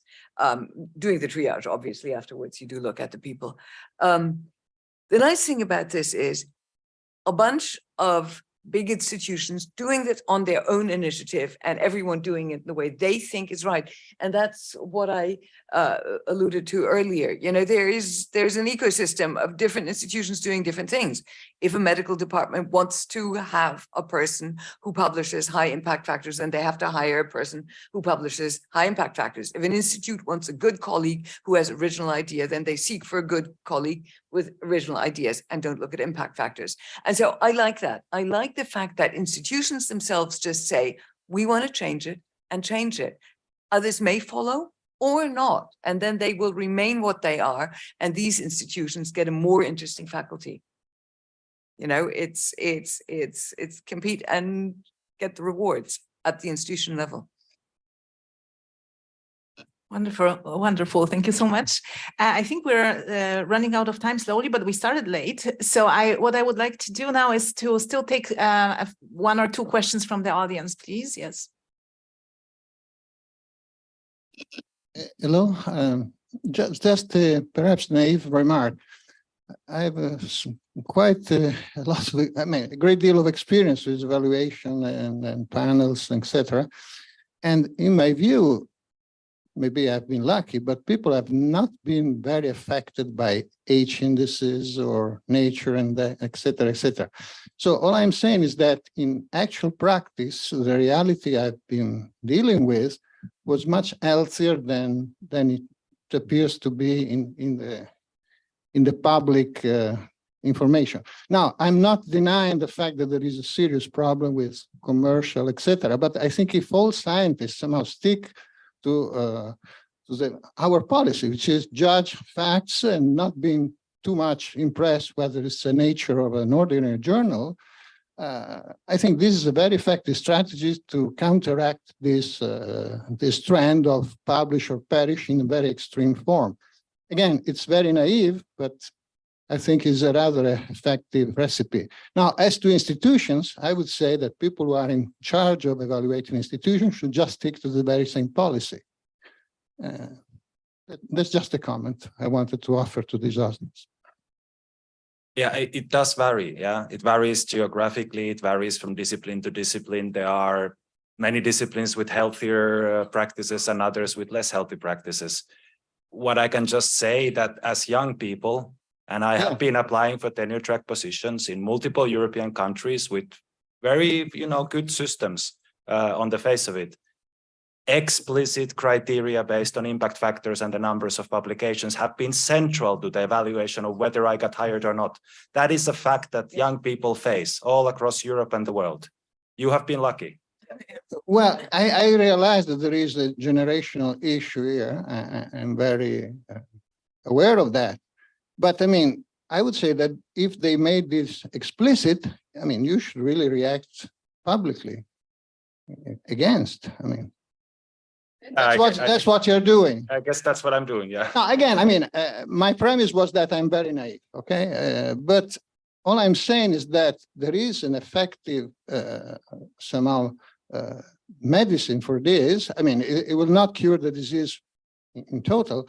But I mean, if people just, I mean, refuse to be impressed by nature, science, et cetera, et cetera. I understand you publish on Nature. If it's just rubbish, it will take time to realize it is rubbish, right? But I mean, it's perfectly doable somehow to ignore the rank of the glossary journals, et cetera, et cetera. Yeah, I agree. This would be the solution. It's just easier said than done. Yeah. I think we can continue over the coffee break. I would like to take another question if there is from the audience. Yes. I'd like to make a comment about the use we make of this wonderful example that is ERC, okay? Because ERC is establishing a standard for quality in the evaluations by rejecting parameters and emphasizing peer review and so on. But we should not forget that the frontier of this fight is not internal to the scientific community, but it is with respect to two outside entities. Number one, the political leaders. And number two, the commercial organizations that are trying to impose products based on wrong criteria, wrong procedures, and so on. For example, very recently, McKinsey published an hallucinating text in which they've been trying to evaluate the trends of science by using the ads for new positions in the specialized journals. I believe that ERC should be used more aggressively in order to fight these fights. Thank you. Thank you so We'll much. try. You know, another problem of peer review is that it relies on consensus, and consensus is inherently conservative. So that makes it difficult. We have to get the entire council of 22 people to agree to anything. I mean, I sometimes overstep the bounds of my formal competence and say things, but what you demand is difficult to get. We'll try. That's again why it's good to have individual units do what they want and not depend on others permitting it. All right, I think we are slowly going towards the coffee break. But before we get there, I would like to conclude this discussion with a question to all panelists to perhaps give a one-sentence recommendation to the young generation of researchers, those who are entering the academic path now, how to become and what to do to become an excellent researcher. So just if we can go with starting with Toma. Yeah, I don't think research that it's not reproducible cannot be excellent by definition. If you cannot reproduce a finding, no matter how flashy, no matter how exciting it is not excellent. If others cannot build on your work, if others cannot use the knowledge you have, how can this be excellent? So nowadays it is possible to be very open, be very transparent, release your data, release your code. You can still keep on publishing in those journals that you currently still need for your career, but make an effort to make your work reproducible and transparent. And I think that will also be more rewarded in the future. Great. I would say something, I think that's wonderful. I'm glad you said that. I would say to young researchers, get rid of all these constraints in your own mind, constantly looking at external factors for being judged excellent. You're excellent if you do well what you enjoy most. So that's what I would say. Do what you enjoy, not what you think other people expect of you, and do it well, and the rest follows. And if that doesn't work, maybe it's not the right career for you. So why bother if you don't enjoy it and if you can't do well what you enjoy most? That's my recommendation. Thank you. My recommendation would be, though it's quite clear that we're all standing on the shoulders of giants, don't take any advice from the older generation.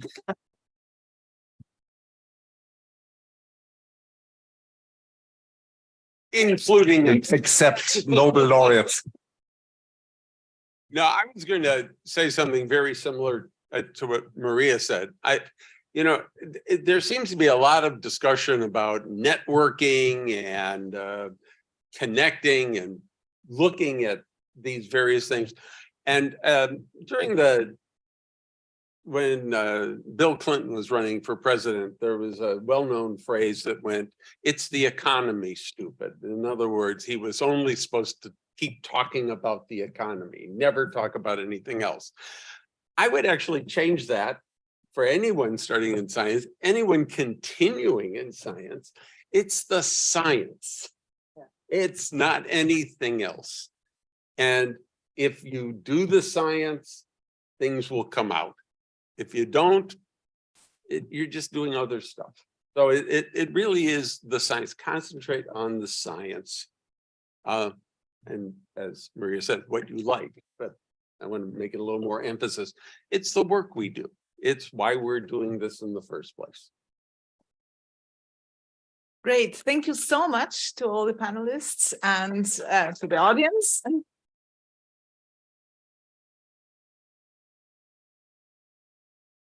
We have a lot of food for thought from now on. I would like to invite everyone for a coffee break now, and we reconvene here at 11 for the Science and Society seminar.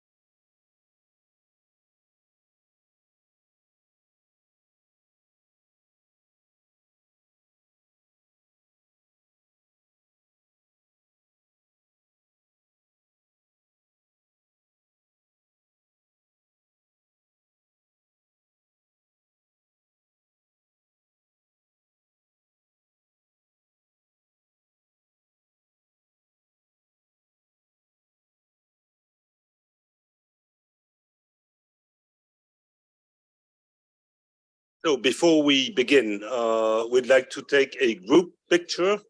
And so if I can ask everybody to come down in front of the stage, if you don't mind, it will be a historical picture that will be remembered forever, and you want to be on it.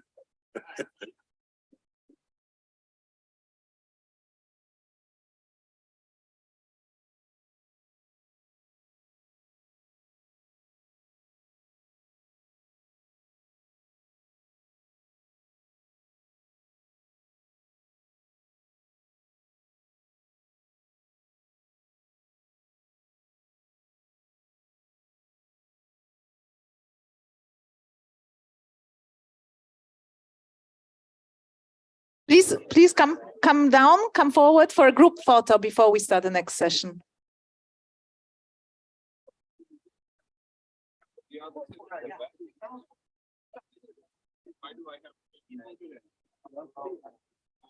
Well, I will not go on backstage. Exactly. Maybe go, or we are okay. Let's move in front of it. Yes. No, I think it's fine. We've done these pictures here. They do. I don't want to have the mic. The other way around. That we That's see exactly it what I there. said. That's Exactly yeah. what I. The other way around? But Can you please make a line behind the desk? Bravi. Very good. Very good. It's getting better. More on the right. More on the right side. Sì, sì, super.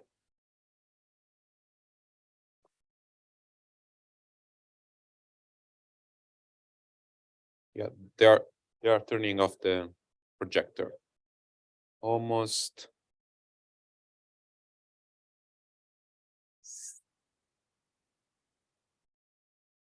Yeah, stay in the center. Okay, looks. Vale, mettiti sul podio, guarda. Ok.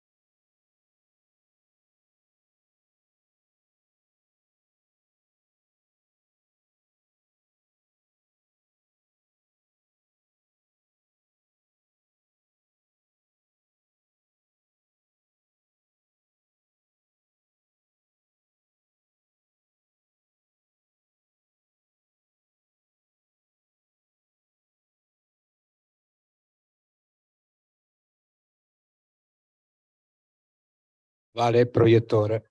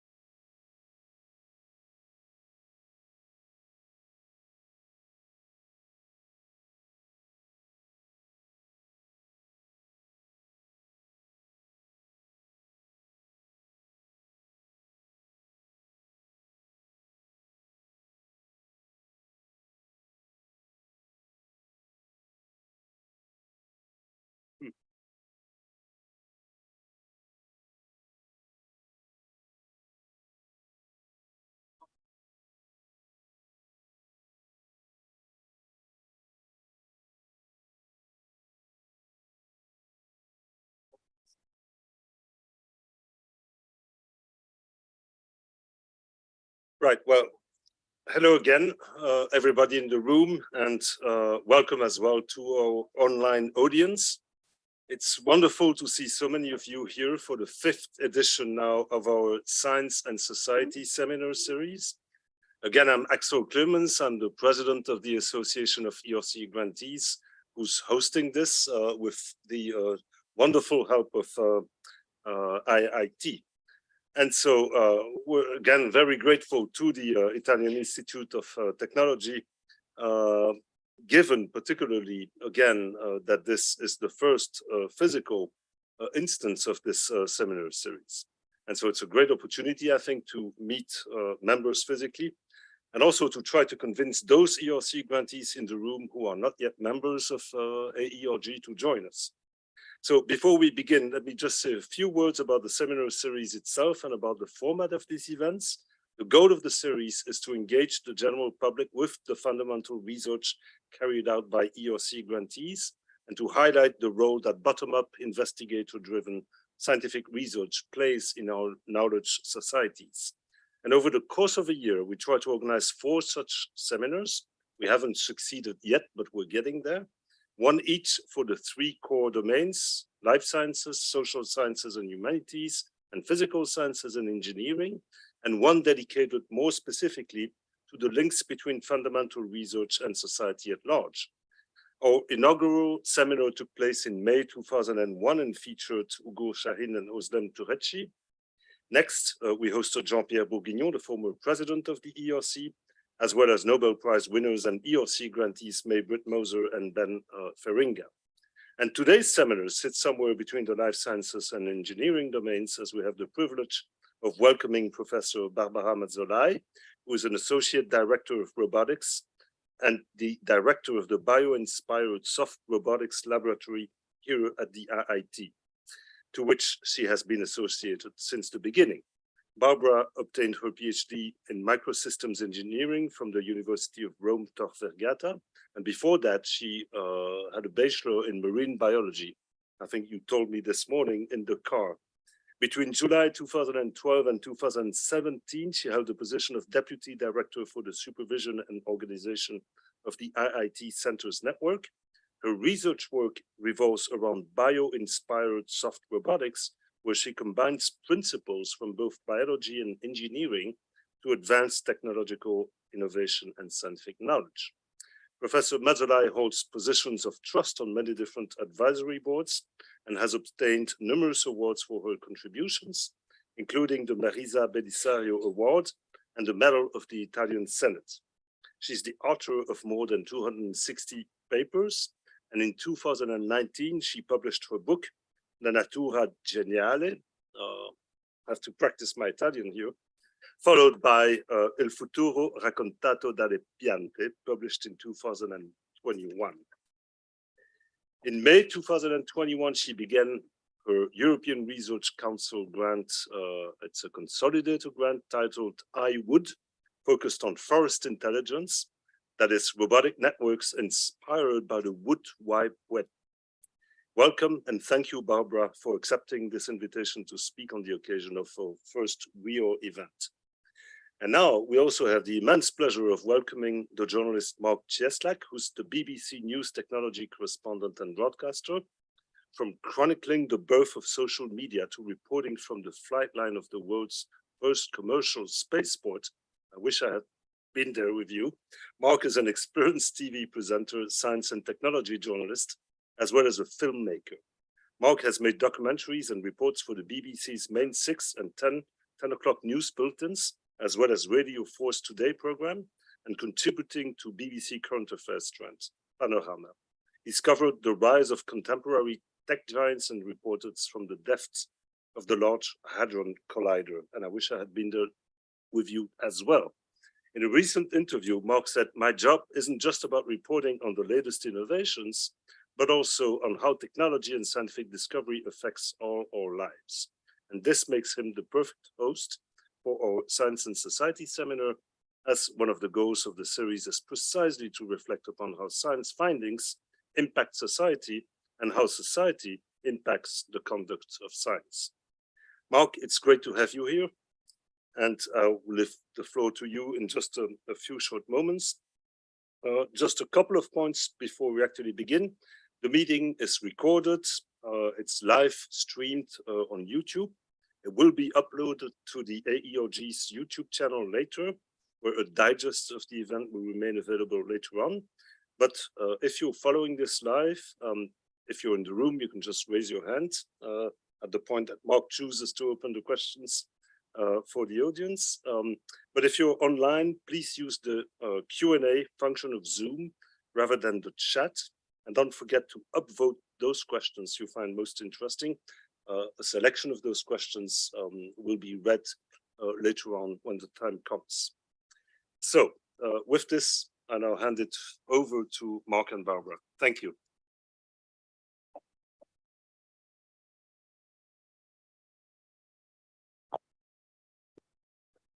Hey everyone, and thank you, Axel, for the kind introduction, and thank you to the Association of ERC Grantees for inviting me. It's a great honor for me to have this opportunity to share with you some of the activities we are performing in the field by inspired soft robotics, and also to discuss the role of fundamental research in our society. So the title of my talk is The Life of Robots in Natural Ecosystems. And here the goal is to take insights from nature to develop novel robots that are able to operate in real environments. But before delving into the topic, please allow me to briefly introduce my background and main scientific motivations. As Axel said, I hold a background in marine biology and a PhD in microsystem engineering, but my research journey began in biophysics to investigate and understand the impact of pollutants, in particular heavy metals like mercury, to the environmental quality, the food contamination, and the human health. And upon transitioning to engineering, my focus shifted to develop autonomous robots and microfabricated sensors to detect pollutants in real environments, and also to improve our understanding of basic phenomena in natural ecosystem. I would like to give you an example of a couple examples of this robot. This is Dustport, an autonomous robot developed within an European project for improving urban hygiene by collecting door-to-door garbage from citizens, and also detecting pollutants in pedestrian areas. And this robot was tested and validated around Europe and several cities, also in Japan and Korea. But very interesting, it was used by citizens upon 6 months in a small village in Tuscany, and was really impressive to see people interacting with a robot without any problems. And also very interesting, beyond the technological results that we achieved, very successful, was the discussion that we opened at the international level, because we started a discussion about acceptability of robots in our cities, so how we can share our spaces with autonomous robots. We discussed about insurance who are liable for damage, or about the classification of robots in our cities, so there are no vehicles by law definition. So, and then ethics, of course, and economy, job aspect, and so on. So it was very, very fascinating. And the second example is about autonomous robots for water analysis. So the robot is able to collect sample water, different depth, and then to analyze the contents of mercury, cadmium, chrome directly on board, provide information to human operators. And also we test these robots in seawater, in lagoons and rivers. But then this was about around 20 years ago. Then more recently, with the advent of bio-inspiration in robotics. I engaged in this field in bio-inspired software robotics. I close the loop back again to biology. I use my background because here the approach is to take inspiration from nature, from natural organisms, and then translate such principle into specifications to develop robots that can operate in real environment for several applications. And then I'll show you some of the applications that we have in mind.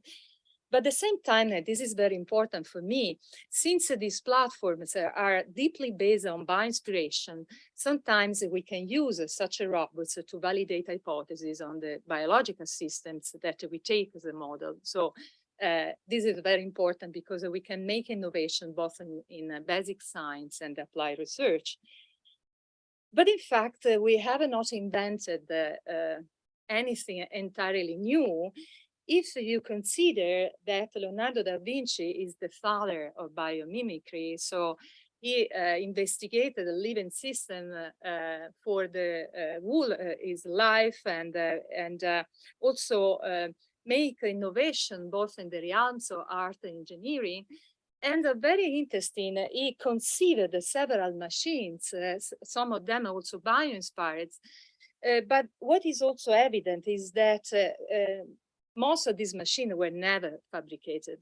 So probably for a technological gap, so likely the suitable materials, electronics, sensors were simply not available at his time. And in fact, some years ago, a group of students from the University of Toronto in Canada developed an ornithopter, so a flapping machine powered by pedals, starting from an original design of Leonardo da Vinci. In some way, this example demonstrates how challenging it is to translate ideas into reality, something that can really work. So, but why bio-inspiration in robotics? Because we know very well that robots are extremely efficient in industrial domains, so they are really fast, precise. They repeat several time tasks without fatigue. The interaction with human operators usually are limited for safety reasons. So what we want to do is change the paradigm and also open new scenarios of use of these robots and open and transfer robots to real life. In fact, we know very well that natural organisms are imperfect systems, so they are the results of a natural evolutionary process. But what is relevant in robotics is exactly their capability to adapt to unstructured environments, dynamically changing condition, and adaptability, flexibility, and plasticity are the crucial key to survive. So these are exactly the features that we want to implement in our robot as well. Because when the complexity of the environment increases, robots become less efficient. And so we believe that taking inspiration from natural organisms can improve the performance in some condition, of course, of the robot. But for me, there is also another reason for which bio-inspiration is important for my job, for my life, which is the concept of sustainability. So the first time the concept of sustainable development was defined in 1987 in the Working Mission on Environment and Development by Gro Harlem Brundtland in her report, Our Common Future. And she defined in this way the sustainable development that meets the needs of the present without compromising the ability of future generations to meet their own needs. So this is very simple but effective definition of sustainability. And this was a very inspirational also for my work. More recently, we know that the United Nations launched the 17 Sustainable Development Goals. And these represent a sort of guidelines to improve the wellness and the quality of life on our planet. So the point is that in this context is the right time to introduce the concept of sustainability also in technology, in robotics, That means that robots will be more and more integrated in our environments, in our ecosystems. They will cooperate in a safe way with the humans and other living systems, but then at a certain point they disappear because they are biodegradable or reusable. And this is just not a matter of a final product, it's the way in which we produce such technology, and it's also our responsibility. So I would like to use such a cycle life as a sort of summary on my presentation for sharing with you what we are doing in this field. So first of all, we are working on robots that change shape. I will give more detail. Robots that harvest the energy from the environment, but also robots that are integrated in the environment and are fully biodegradable, and also robots that grow, take inspiration from plants. So starting from the first, robots that change shape means, as I said before, that these robots are intrinsically safe with materials that are very close to the natural ones. And we started about 15 years ago to consider this as a model in soft robotics. In particular, we started with the investigation of the octopus animal. Octopus is a mollusk, as you know, and doesn't have any rigid structures, a skeleton, so can squeeze the body, bend the arms in any directions, can elongate or shorten the arm depending by the contraction of antagonistic muscles. And co-contracting the muscle can also apply stronger force to the environment. It's not just a soft. And also very interesting, they have these suckers, so they explore the environment and manipulate objects by taking, by exploiting these suckers that the animal can control as a sort of finger. And these suckers are sensorized, so they can really explore the environment by using them. What is also very interesting from a robotics point of view is that most of the neurons in this animal are distributed in the 8 arms. So more than 40 million per each arm. Then it also has a very sophisticated brain, but probably due to the complexity of the morphology of such animal, a single brain is not enough. And so many of the movements are demanded to the peripheral nervous system. And then the other secret, as I mentioned, are the suckers, so they can adhere to any surfaces, also very unstructured surfaces. And our idea is to take inspiration from these suckers in order to develop artifacts that can operate in domestic or robotics domains and also in industrial application. But I would like to mention sucker also for another reason. This is an example of reverse biology. So by using bioengineering, the bioengineering approach, so different techniques like histology, ultrasound in vivo, MRI, micro-CT, we discovered anatomical features that were never described before. In particular, you can see that there is a protuberance in the acetabulum part of the sucker with respect to the previous description on the left. And we prove that this protuberance has a role in the attachment and detachment of the sucker from the surface. And also we found hierarchical hairs inside the suckers, so in the protuberance, but also in the part that is in contact with the substrate, so the infundibulum. But actually, we don't know what is the role of such hairs. So we are continuing our research in collaboration with biologists in order to understand if there are receptors or also if they help in the attachment to the surface.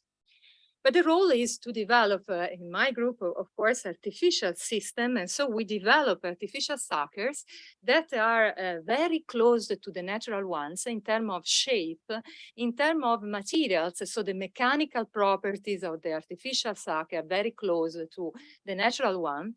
Also, we demonstrated that passively introduce such growth like the natural system, we improve the adhesion more than 30%. So as I said, it can be used in many different contexts. Just to demonstrate to you an example in industrial domain. So this was an industrial project funded by one of the largest oil and gas company. The idea was to retrieve objects of different shapes, different weights from wells with high pressure and oil in a very narrow spaces. And so this is a big issue for them. And they ask to use a soft robot to with a sucker to retrieve such object, because it's a new paradigm, is the robot that can adapt the shape to the external environment. And so this is very adaptable to also in extreme environment. But these are animals, of course, but today I would like to talk in particular about plants. And so we develop, in fact, these robots that grow by taking inspiration from plants. I will show you in a few minutes. And it's evident that there are many features that we can learn. We can take inspiration from plants for many features relevant also in technology. First of all, in terms of organization, they have a module organization that means that repeat the structures several times. And this is important for implementing robustness and resilience to perturbation.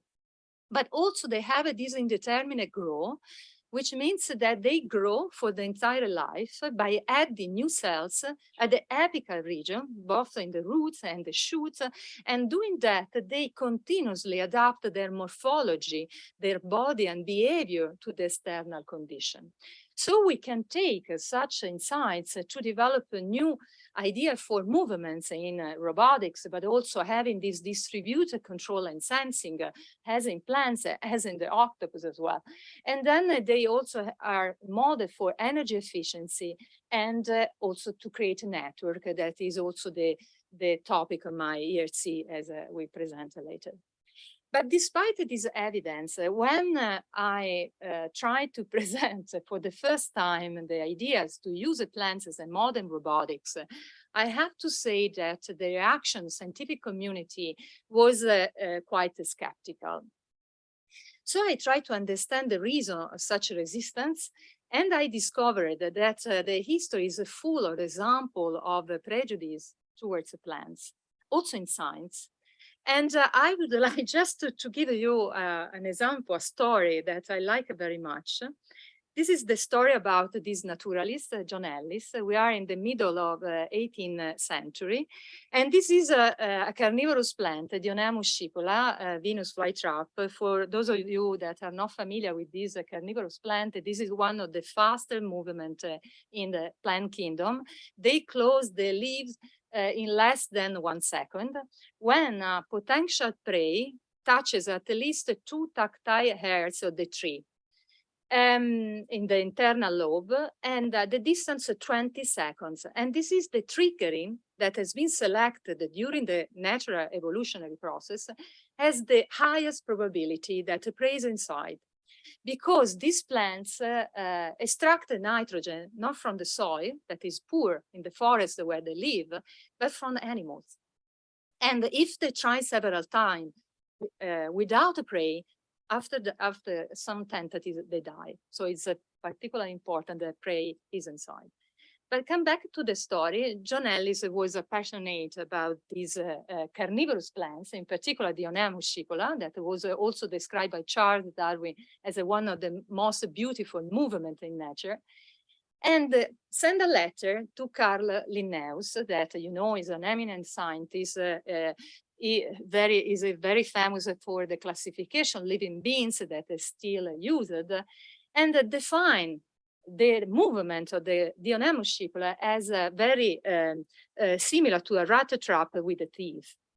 But Linnaeus, that was also a religious person, replying in this way to this letter: the idea of an insect-eating plant was ridiculous, and it was contrary to the God-given rules of nature. And in some way, it stopped or reduced the importance of the scientific investigation, the behavior of plants that are not just considered as a food or ornamental structure. So probably one of the problems that we have to solve as humans are the time scale that is not in relation with the time scale of plants, because for us, the movements in plants are too slow or too fast. So we needed to accelerate or decelerate the movement in the case of the Utricolarea australis, that is one of the fastest movement in nature. And this is a very big issue because observation, we know, is the first point of the scientific method, how we can observe the movement in plants. But in fact, they move. As I say, they continuously move by growing. So they grow following or escaping from environmental stimuli. They also move in a nastic movement, independent by the direction, the stimulus, and they also communicate and perceive the environment. So all these features are really fundamental for our experiment, our technology. So I pushed the idea to create a plantoids. This was the idea. And to, in particular, autonomous robots for soil monitoring, for agriculture and soil detection. So why soil? Soil is fundamental for the wellness of our planet. So there is a huge biodiversity underground, variety in terms of species and in terms of a number of organisms that live under soil, and also in terms of different environments. And they are crucial for the fertilization of soil, and so the wellness, as I said, of all the ecosystem of our planet. But the problem is that extremely, heterogeneous and also is not transparent. So it's very difficult to see inside the soil. But we select as a model plant roots because they are very well adapted to move in soil. So they move from growing from the additional new cell at the tip level. So there is a stem cell that divides for the entire life and then differentiate. So in the elongation, and the only part that is pushed in soil is the tip. And at the tip level, they also have a sensing for gravity perception, humidity, chemicals to avoid obstacle and so on. And the tropism is the behavior associated to such sensing capability. So the idea was to transfer this concept of adding cell and then differentiate to a robot. So we spend a lot of time, first of all, to understand that this is the crucial principle that we have to implement in our robot. And then we have a lot of unsuccessful tentative to create our robots. This was at the end of the idea. So miniaturize inside the tip of the robot a 3D printed machine. So there is a motor inside the tip that pulls a thermoplastic filament from a spool, and then another motor inside the tip with that move gears to allow the enters of the filament inside the tip. There is a resistor. The resistor increases the temperature. The material becomes sticky, so increases the viscosity, and the new layer can adhere to the previous one. So the robot is able to create its own body, layer by layer, and the direction growing is given by the sensors integrated in the tip and the tropism associated to such a sensing capability. So autonomously, the robot can move in the environment. But it's very interesting to see how physics, how the environment, in fact, affects the solution in nature. And in fact, by comparing an animal like an earthworm, you know that this is a very soft animal, it's invertebrates, with this segment, a coelomatic cavity filled with a liquid inside. And in this segment, there are antagonistic muscle. So longitudinal muscle that when contracted, there is a radial expansion, and the circular muscle that when contracted, there is an elongation of the segment. The earthworm, when it is in the soil, it activates only the first segment and produced by circular, by a longitudinal contraction, a radial expansion, to create a crack in soil and move inside the soil. And the same is for the root of plants. So they also, when the soil is really hard and compact, they produce this enlargement of the root behind the growing elongation path in order to create a crack and move inside. So this is an example of adaptation, passive and active adaptation to the environment. We try to recreate in our robot. So By the way, this is the software robot for soil exploration moved by peristaltic movement that we developed recently for soil exploration. And then this is the growing robot that adapted its shape also passively by exploiting the melting properties of the material. What we can do with such robots, there are in theory many applications that we have in mind, because growing from the tip means that we reduce the friction and stress for the external environment. And so can be used for a medical application to develop a new endoscope, or also for rescue. In our case, we focus more on soil monitoring, as I said, and more recently also in archaeology with a colleague in IT. And so the idea is also to explore very delicate environment, ancient environment, by using these growing from the tip. And then also space, because this is actually my first project. It was funded by the European Space Agency to develop a robot that can explore soil, but also anchor the system to the soil, thanks to the inspiration. And also, again, for me is very important, this point, reverse biology, using robots to demonstrate hypotheses in biology. This is very important, probably will be a new trend in the future. And so in this case, by a simple comparison of two identical systems, one pushed from the top and the other growing from the tip, in the second case, we have a faster penetration, and we have a reduction in the energy consumption, more than 70%.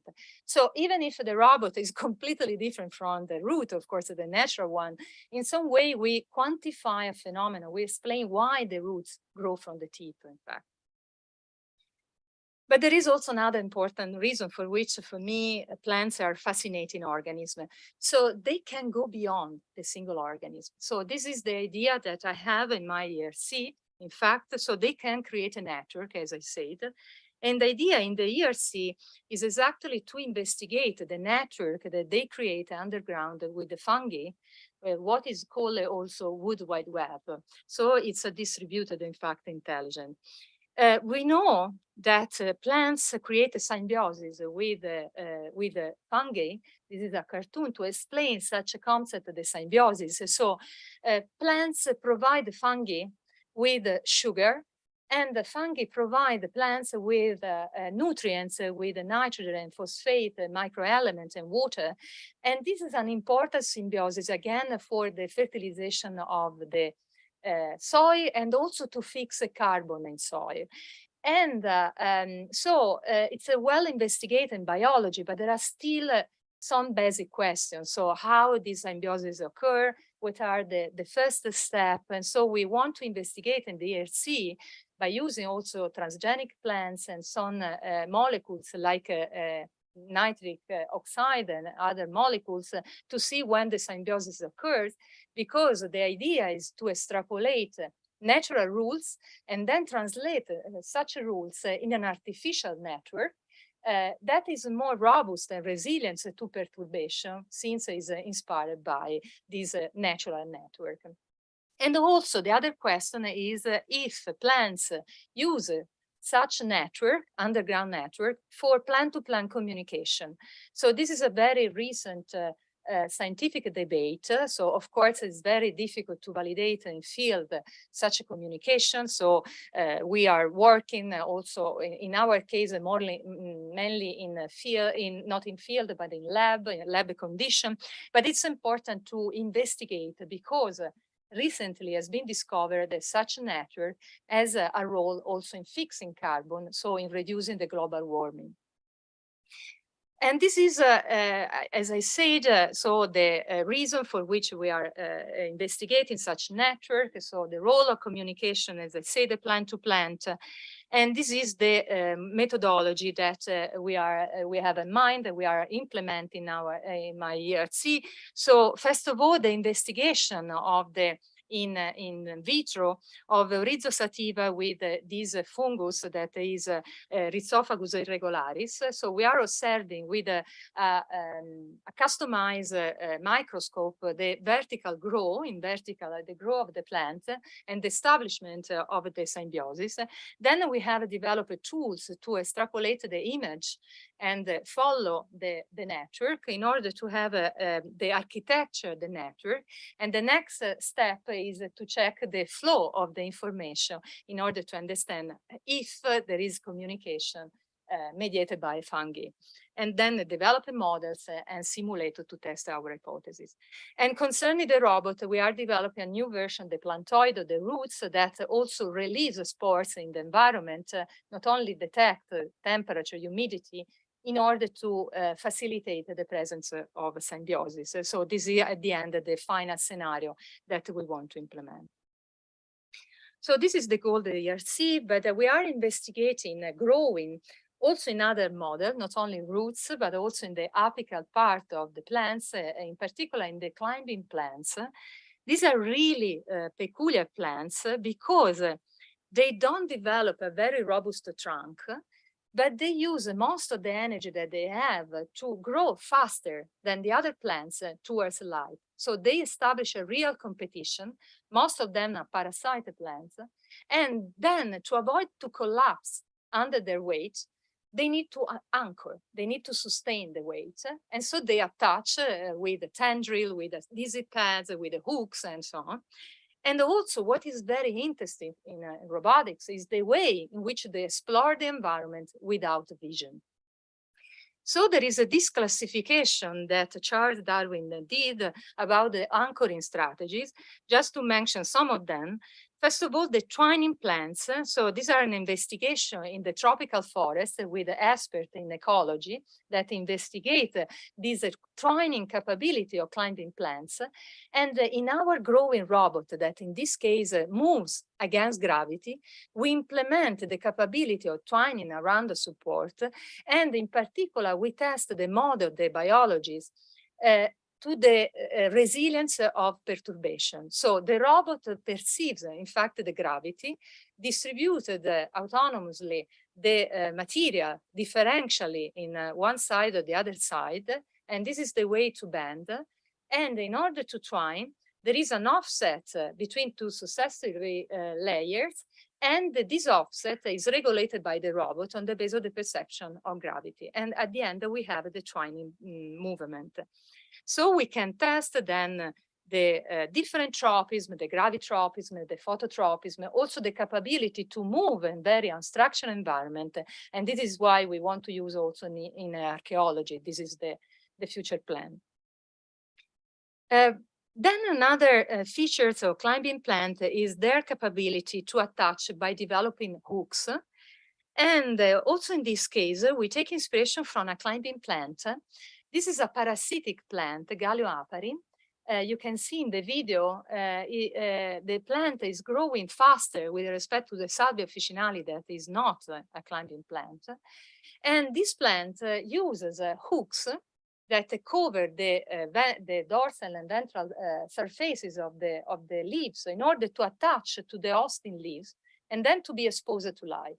So the idea was to reconstruct in 3D the morphology and the mechanical properties of such hooks by using the two photolithography techniques, so the nanoscribe, and starting from the analysis of the natural hooks.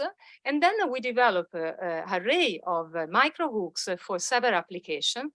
Together with Paolo De Cuzzi, what we are doing is soft patches, biodegradable, to attach to the leaves, to release drugs. We are testing this hypothesis to release drugs in the leaves of plants to reduce the use of pesticide, herbicide, but also water. So release drugs only when they are needed.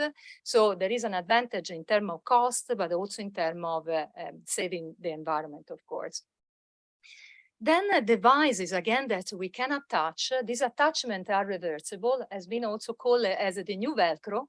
You know, by the way, that Velcro is also inspired by plants, by Arctium lapa, but without the loop part, if you want. So the hooks attach directly to the tissue.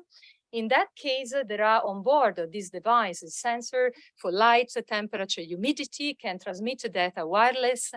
And this is also very important for detecting stress in plants. And finally, also for climbing robots. So we have developed a miniaturized car with these integrated hooks and the wheels by the nanoscribe machine to develop robots that can climb over leaves, also for maybe in the future detection in a real environment. But there is also another important example for plants. So I like very much this investigation. Is another European project.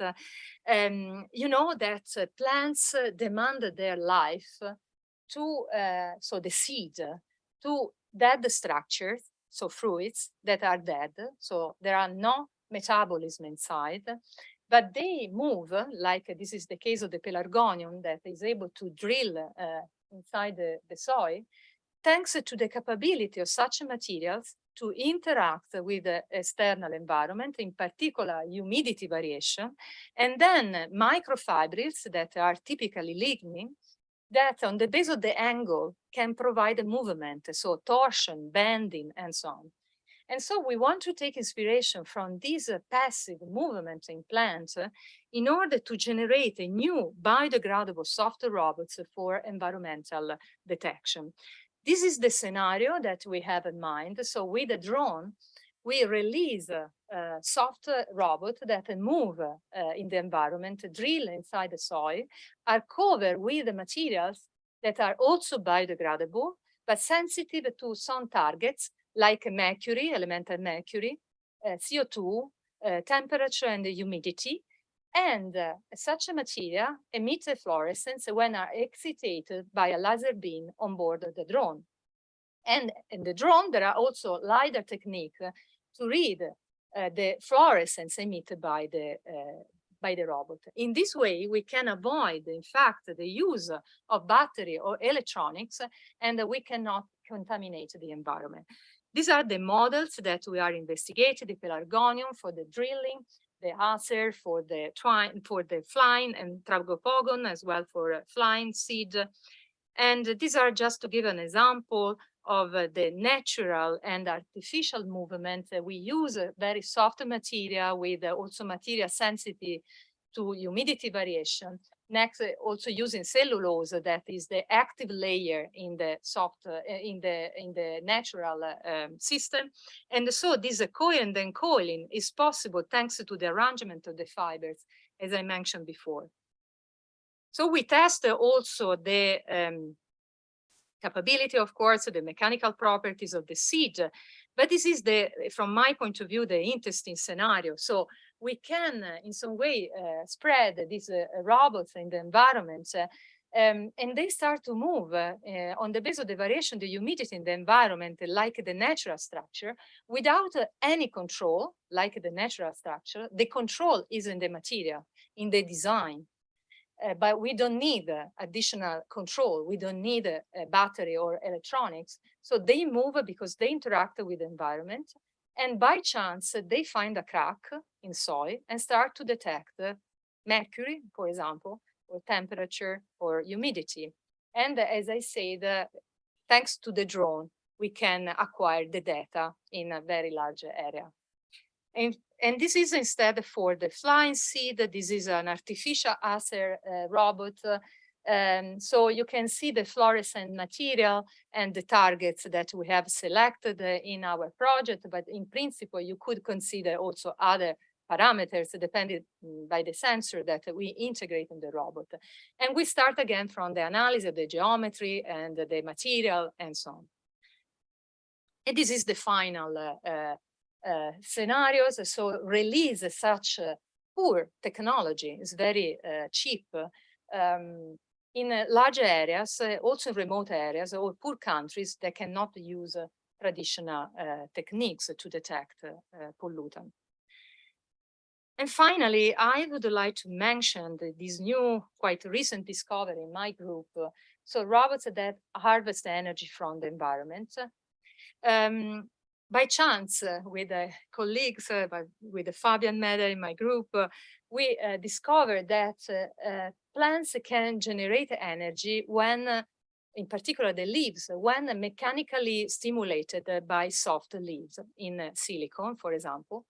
by triboelectric effect. So we generate the charges, so negative on the surface and positive on the surface of the leaves, then compensated by other charges internally to the structure.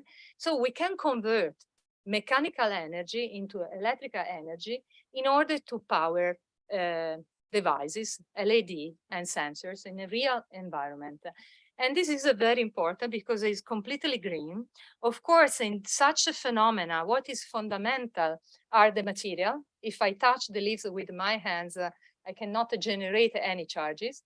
But with this soft material and the frequency, the impact force, and also the contact area are fundamental to generate more charges and more power.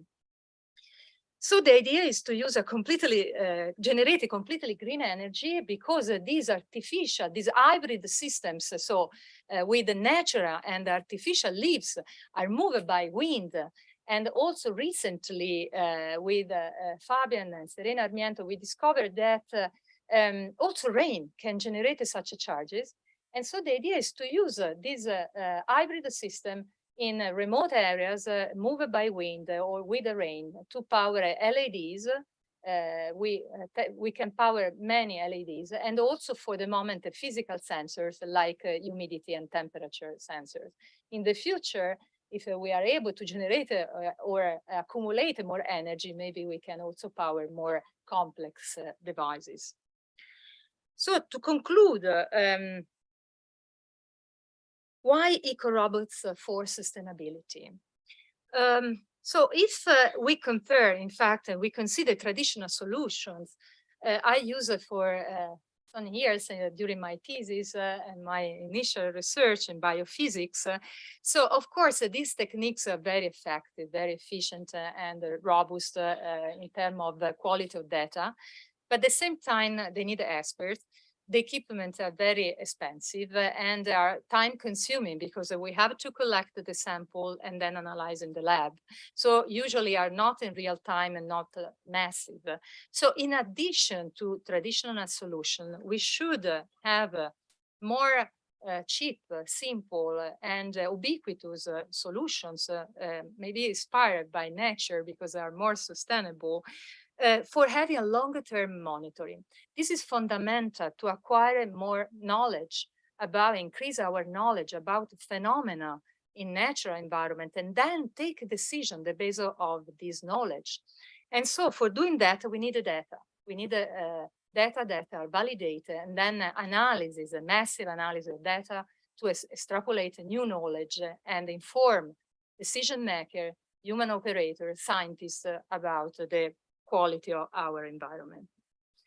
And so from my side, bioinspiration can help in promoting new ideas that are more sustainable and increase also the responsibility, because of this approach, take inspiration from different organisms. In some way, we can also increase the respect to the diversity or other forms of life. That is also the goal of this research. And in robotics, of course, we need new materials, new form of energy, as I mentioned before.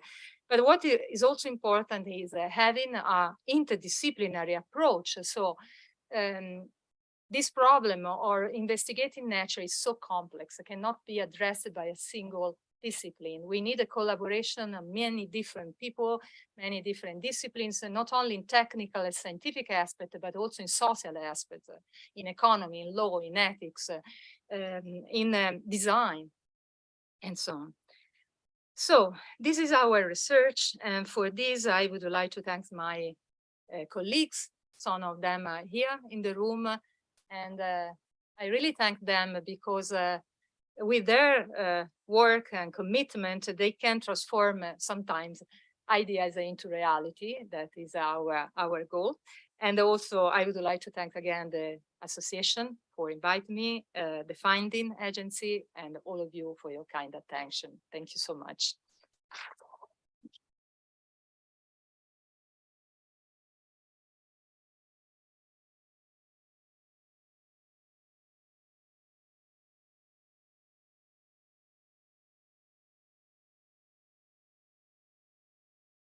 That was a fantastic presentation, Barbara. I'll just introduce myself. I am Mark Chislak. I'm the BBC's technology correspondent. We'll be inviting questions from the audience a little bit later on and from folks on the stream. But for now, I get to talk to you for a little while, which I'm really excited about. I mean, really fascinating work. But at the beginning of your presentation, you said when you spoke to people about the idea of biorobotics, they were quite skeptical. So how did you persuade these people they might need to rethink their notion of biorobotics?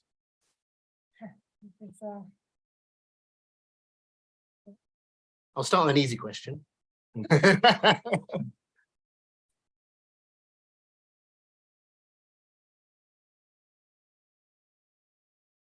Which works. We are far. And yeah, insisting. No, I say, okay. I have to say that the first project on plant roots and the plantoid was accepted by the European Commission, the Future Imaging Technology, the FET Open project program, after 3 tentatives. And because the first time I try, the reviewers say, oh my God, why you want to take inspiration from plants? There are molds. Why plants? There are a lot of animals that move in soil when you want to study plants. Then the second time I arrived to the second level at that time. And at the end, I was in the ranking list, but I was not accepted. And so I say, Barbara, what you want to do? You want to insist, you want to propose such idea, or maybe they are right. Why plants? So I asked me this question several times. Then at the end, I say, but I believe in this idea. I want to insist. I want to push my dream and my motivation. And so I try again. I find the right people because this is fundamental. We have to share dream. We have to share this high risk research. Otherwise, it's impossible to perform alone, of course. We need collaboration with the right people. And I find a group that really believe in this idea. And also the consortium was really committed. And it was a success at the end. So when you have the funds, people change mind. Say, okay, maybe people believe in this idea, and there are reviewers that analyze your idea. So scientists that in some way accept that you started this new research in robotics. And then other projects arrive during these years, so on different aspects of plants, because we are really just in the beginning. We have just started to touch this new realm. So we are so far from plants in terms of movements, in terms of intelligence, in terms of perception, reaction, time, scale, as I mentioned. So it's very difficult to observe them. And this is why probably this prejudice has its roots, we can say, in the past. Also, Aristotle defined plants as about the soul, vegetative soul. So plants don't need to move because they don't perceive the environment. And this was just at the beginning. And then other scientists in some way don't believe in the fact that the plants are, first of all, organisms. Our life depends on their life, because they provide us with oxygen, and they are the first part of the food chain. So it's fundamental for all the organisms. So plants are really they colonize the environment. So it's a fundamental, but we don't see them. This is the problem. Yeah, we often think of plants as being quite sort of passive, but they are really quite aggressive and very dynamic life forms, aren't they? Absolutely. So they establish collaboration, but they can also establish and implement a very aggressive behavior. So there are competition among plants for resources in soil or for light. For light is fundamental for the photosynthesis. And so the climbing plant demonstrate, in fact, the adaptation. So they remove the trunk in order to have flexibility and faster velocity, to grow towards lights. And sometimes they are parasitic plants because they cover the other plants to be exposed to light. So they established competition, in fact, and they send a message. Of course, the problem is, especially for underground, how we can validate and field such characteristics, because it's very difficult to explore the movement in dynamics. We need the dynamics of the roots, because we need to see the behavior, what they can do when there is an obstacle, or when they establish a symbiosis with a fungus. And so we need observation, of course, as in any science, we need observation. And this is a big issue. So technology is doing something, creating techniques to observe soil, time-lapse, change completely the way in which we observe plants, not only plants, of course, but fundamentally in the case of observation plants, as I said, we need to accelerate or decelerate the movements. And also MRI, there are a few institutes in the world that have vertical MRI used for plants in order to investigate the movement and dynamics, but there are very limited technology for the real observation of movements. What do you think of the significance of breakthroughs in biorobotics in the last couple of years? I mean, for me, what we are doing also in the soft robotics community, one of the new ideas that are coming is the exploration of complex environments, because this can open new scenarios also in the industrial domain, not only in agriculture or rescue and so on. And what is fundamental is also the capability to explore the environment by having a distributed sensing capability. First of all, touch, but not only touch, other sensing perception capability. This means that we need a new material that also integrate sensing properties and maybe also actuation, because if you want to develop, it's not just a matter to be completely soft, depending on the environment in which the robot has to move, like the living organism. If you are in water, you can also have a giant dimension like the octopus, because the water sustains the weight, or you are in soil, there are giant earthworm in Africa, because the soil sustains the weight. But if you are in air, of course, you need a skeleton, you need a support. So you can also have a hybrid system, not only completely soft, but what is important, and nature in some way provides this kind of insights, we can change the way in which we design our robot. More in an integrated way, we have to consider the energy consumption from the beginning at the design phase.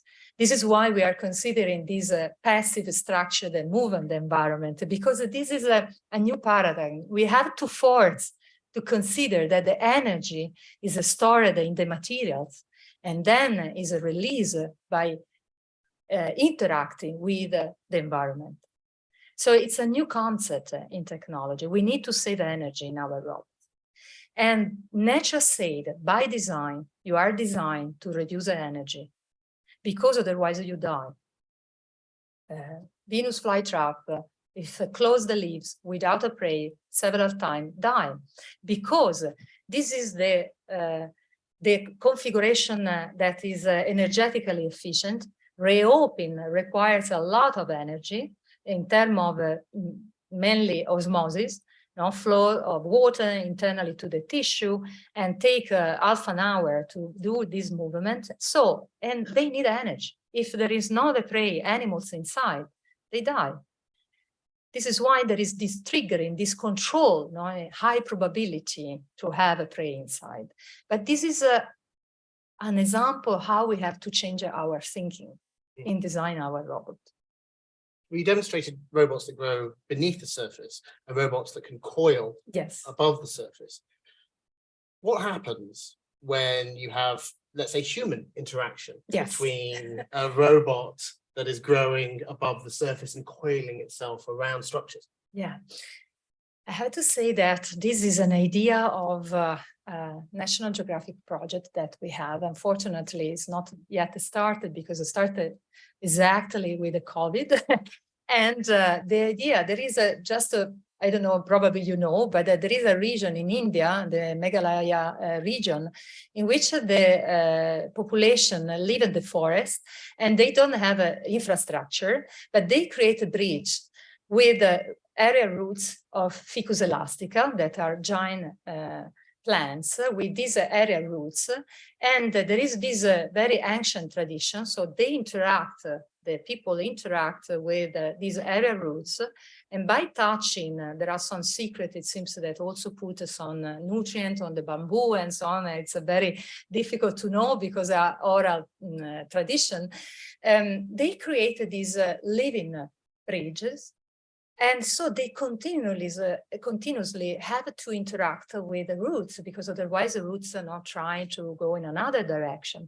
So our idea in this project is use our robots in some way to interact with the plants, but also with the humans to having this movement in the environment. Of course, it's a crazy idea, but this was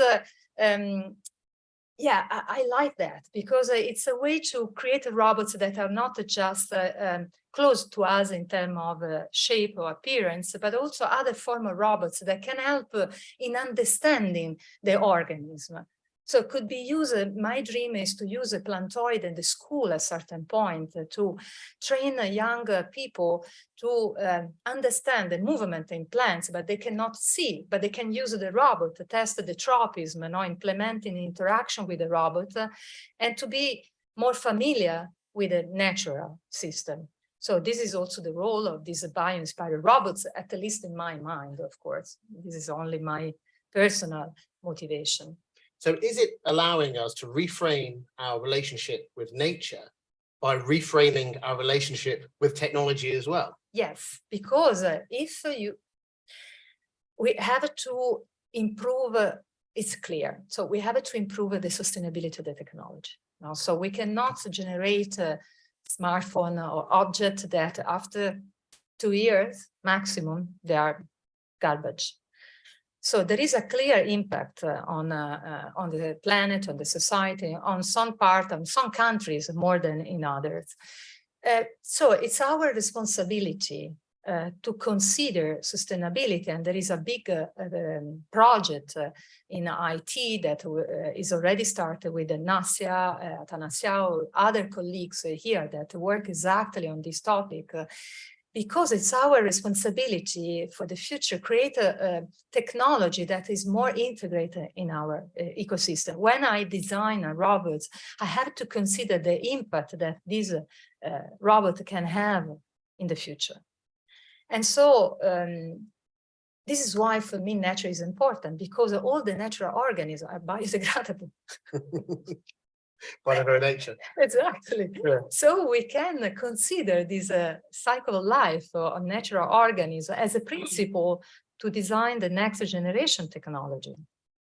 Now, you discussed some of this in the presentation, but adding sensors to the tendrils, to the GrowBots, that seems like it's a significant advance. What are some of the potential environmental insights that those sensors you think might reveal to us? For what we know, unfortunately, also the knowledge about the behavior of climbing plants are quite limited for now. Also in our project, there were 3 groups of biologists that work on the behavior of climbing plants in a real environment, and seems that touch is very important because they implement these movements that are called circumutations, so circular movement, elliptical movements that they implement to explore the environment. And so they touch the support and then in some way integrated the analysis of this data. And this is also very interesting from an artificial point of view because they don't have a brain. And so the analysis is more at the local level. So the tissue, they analyze the deformation, the calcium signal are really involved in that. But there is an integration, the signal, and then they start to consider if coiling around the support or not. Not all of them work in this way. So this is the behavior of climbing plants that live in a place where there are not a lot of support. So they have to decide. Not in lianas that live in a tropical forest and they have a lot of support around, and so maybe are moved by wind, and by chance they find the support. At that point, they start to activate. But again, there are a few data, so we are working with these biologists to improve the basic knowledge in plants in order to have a novelty, new idea for design the robot. No, otherwise it's just an implementation of what we believe that is fine.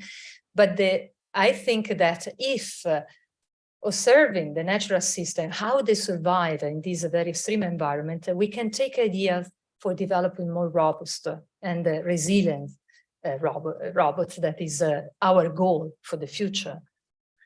So you mentioned new design there for robots, but how important, you take an inspiration from nature, how important is scale in that? Because obviously in the natural world, we're talking a lot smaller. Yes. And the robots that you developed so far are considerably larger than you might find in the natural world. You touch a very critical point. So we know by mathematical model that we have to reduce our robotic root at 2 centimeters in diameter. Even is as largest than the natural one, but in this way we can really implement the adaptation of the system to the environment. What is missing? There are a lot of features that we know in plants and they are not yet implemented in our robot. There is a long list because we are, for the moment, not able to implement. But we have some ideas now that we are implementing also in the ERC.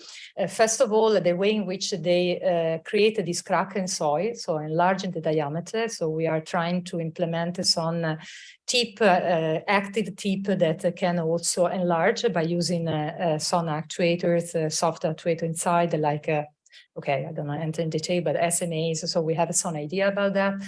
And then another point that is still missing, we know from biology, at least from the initial investigation, a group in Rome that work on the genetics or the development of the roots, the real roots. I mentioned that there is a cell division and then elongation of the cell that has been divided. So there is this differentiation. We believe, so the question is, what is more important for plant, for the real roots, when the soil is very hard, very compact? Is more the division, is more the elongation? I think the elongation is more important, but of course we have to demonstrate. And the initial results that they achieve, it seems that this is the case because it works as a hydraulic system. Is the same reason for which the earthworm has a liquid inside that is incompressible and generate the contraction, generate higher forces in the environment. But this is another way to improve our system because this is the control of our robot in the future. And depending on the sensor, tactile sensor in the tip, we can activate the actuators in order to have an enlargement and then an elongation inside the soil. So you can imagine that from a technological point of view, there are many challenges. First of all, in the deposition of the material. Now we are using the FDM, so the future deposition manufacturing approach. What is used in the traditional 3D printer. But the point is that it's quite slow because you have to deposit the material layer by layer. And there are motors that in some way are bulky, now even if they are small. So we need to find another principle. We are testing with a colleague other principle and we try. We see the faces of your team up Yes. here. There's a very wide variety of skills that have been brought to bear work on this research. Absolutely. So how critical is it that you've taken this interdisciplinary approach? Yeah, I say that is very critical because this is exciting, probably is the most exciting part of my job, but it's very, very difficult because you have to find people, and we have people here, that are really open-minded. So they want to discuss and understand another language.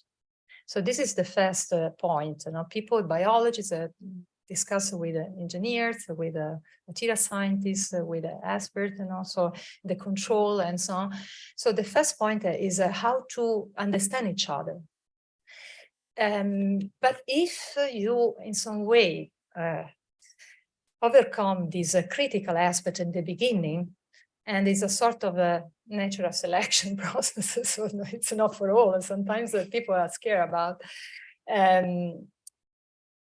At the end, you see that people are really open and can face a complex problem, also in industry, in many different fields, and not only in biorobotics. So people that work with us, especially PhD students, work on the roots and then maybe on the octopus, and then are in industry working on actuators, a traditional actuator, or valves, or a control, or production.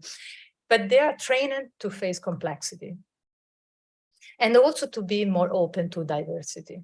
This is also very important in my mind. Do you think that that's led to the discovery of, for instance, the discovery of new things about the suckers of octopuses? Do you think that's made those discoveries more frequent and faster that you've discovered these things? Yes, I think so. If you work from the beginning, and it was not true when I started, it was very difficult to convince biologists to work on this topic. Yes. But now we have a lot of biologists, a lot in the group, of course, but and we collaborate with many groups around the world on these topics and biology. And we need, of course, scientists. We cannot do alone. It's impossible. We need to address a basic question first, and so it's a long process. And the right question, this is the point. So to pose the right question, this is probably the most critical aspect that we have to face, and also how to identify the principle, how to identify and pose the question, and then, of course, revise the process all the time. Operating in unstructured environments is extraordinarily challenging, and one imagines that quite a lot of this has to be built in by design. Does that then narrow the amount of application that a particular robot might have? I mean, as I mentioned, not yet in my group, this was an initial idea that our technology is not suitable for medical application, but collaborating, I don't know if Eduardo is here, but there is a colleague that started collaboration with, in the past, with a medical doctor, with the surgeons, and they suggest this idea, so to have endoscopes that imitate such growing from the tip, because in this way, you reduce the friction and the stress, the external stress, and so there is no damage for the tissue. And this could be, I mean, very suitable for colonoscopy, for example. So the traditional colonoscopy creates a lot of stress in the tissue and the pain for the patient. And so having this growing from the tip could be very convenient for reducing. But it's not my case, not yet, unfortunately, because the technology that we use is not for the moment suitable for medical application. We are considering maybe in the future, but we need to collaborate with the doctors. And then, as I mentioned, for me, it's fundamental the environmental monitoring, because we need to improve our knowledge, our understanding of phenomena in our ecosystems, to protect them, to improve also the productivity, so in agriculture, but in a more eco-friendly way, so because if this plant needs water or chemicals, but the other plants don't need, so you can supply water or drugs only to this plant, and you reduce the cost, you reduce also the pollutants that release in the environment. So there is a benefit from an economical point of view, but also for the planet. But you need data. Absolutely, you need the data, and you need a lot of monitoring in real field and so on. And more recently, with Arianna Travaglia, that is a colleague in IT, we are considering to use the growing system in Pompeii. And it is a fascinating, really, idea. And because there are some structure very delicate that we need to explore under some painting. And so there are some ideas for doing that. But this is the beginning, as I mentioned. And the space is a dream because, again, you could detect or monitor soil without destroying potential life or other organisms inside. And so this could be potentially another application. And there is an interest, especially in USA, NASA and so on, to having this growing system because there are also on Mars, there are some hole in the soil. And so you can overcome voids by growing some way, so. But there are a lot of improvement, of course, that we need. We need a company to develop something more robust. It's a real product, not a prototype, of course.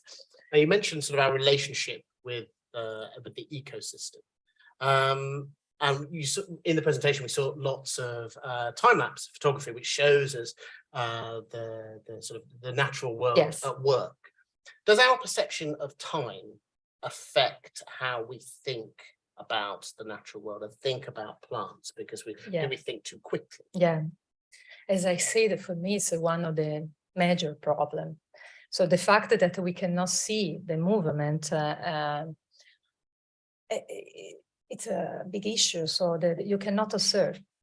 So you stop immediately in the scientific method. So you have to first observe. Also in nature, you have to observe the behavior, the interaction with the other organism, and then you can set up and define the question. So we need a new technology. We need, as I said, a new technology, but also people that have different competencies to address this point. So time scale probably is one of the major point that we need to overcome. And this is why I say that maybe robots can help, in improving this understanding, because they see the movement implemented with a tropism that is inspired by plants, and so also younger generation can understand the plant move because robots move and they are inspired by plants. Now, while we're talking about time, it's always moving forwards, and so we're going to put some questions to the room. Is there anybody in the audience who has questions for Barbara? We've got two hands up. Let's go with the hand just up here first. This gentleman just here. Thank you, Barbara. That was really very inspiring. You mentioned interdisciplinarity. Now, from the physics side, can you hear me? Yes. As you probably know, there is a lot of activity in so-called active matter, which deal with systems which are far simpler than yours. And yet there are a lot of new discoveries, also in terms of mathematical modeling. So my first question is, what is the mathematical modeling behind your software robots? And second, whether in your exploration you have ever somehow sensed that there are some minimization principle in action, meaning that nature would try to minimize some loss function, so to say, in the way it somehow develops the strategies of how to move and interact. Yes. Some biologists, some evolutionary biology claim, extreme ones, that this type of complexity is beyond any kind of mathematics. It's very extreme, but there is an interesting debate.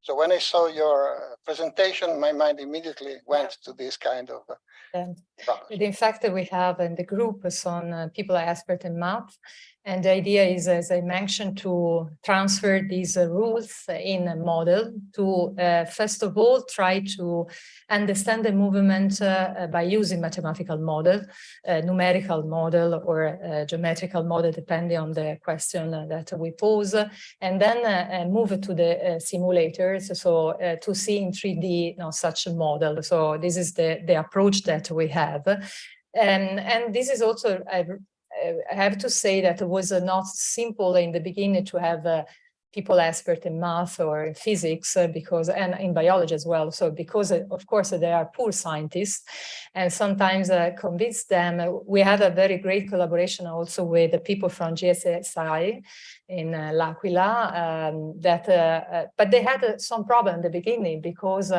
most of them are poor scientists and have an application in mind, even if the application is based on biological concept, but then the idea is to generate artificial networks, poses some problem in the community, and so you see that we talk very often about interdisciplinarity, but then in reality, it's very difficult to implement because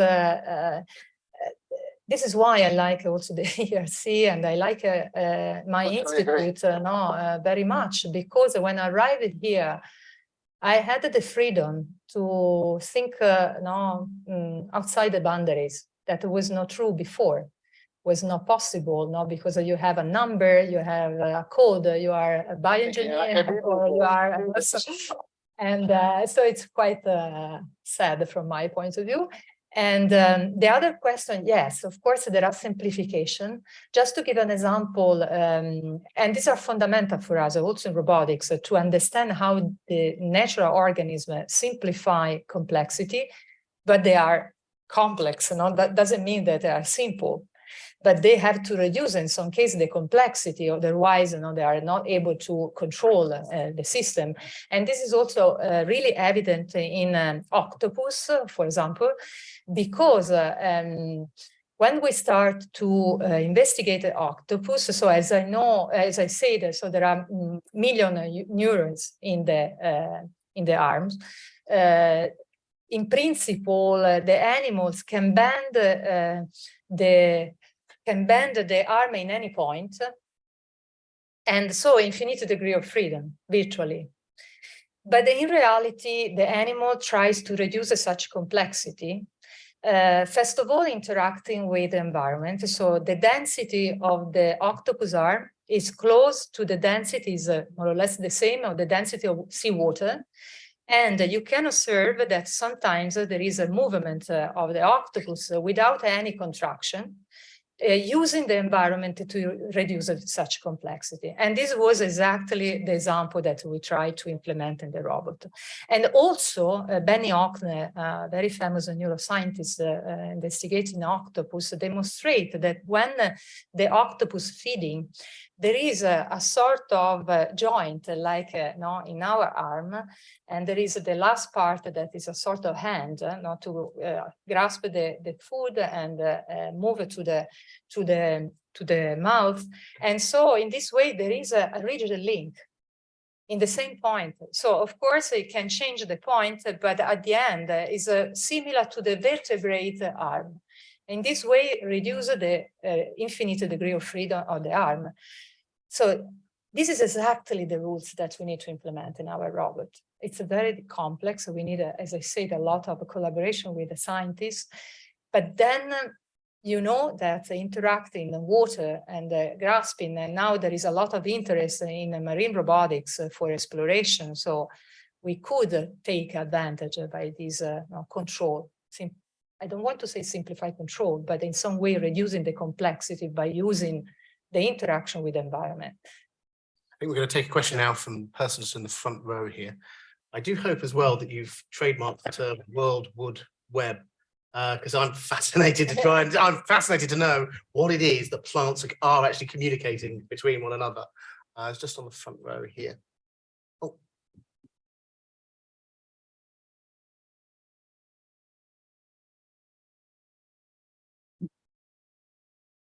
Thank you. That was a fantastic talk. I have so many questions. I'm going to pick one, which is probably the most naive. But so we are introducing robots in humans' life, and this is having an impact that sometimes can be measurable, sometimes is not. And we are very concerned. Like, I'm cognitive neuroscientist, so we are very concerned with this kind of questions. So now you're proposing to introduce robots in the life of plants in a very deep way, like really to interact with their biology. So given the difficulty of measuring of observation in plants? Like, are you concerned about the impact on the life plants and whether have total ways to measure this on the long run?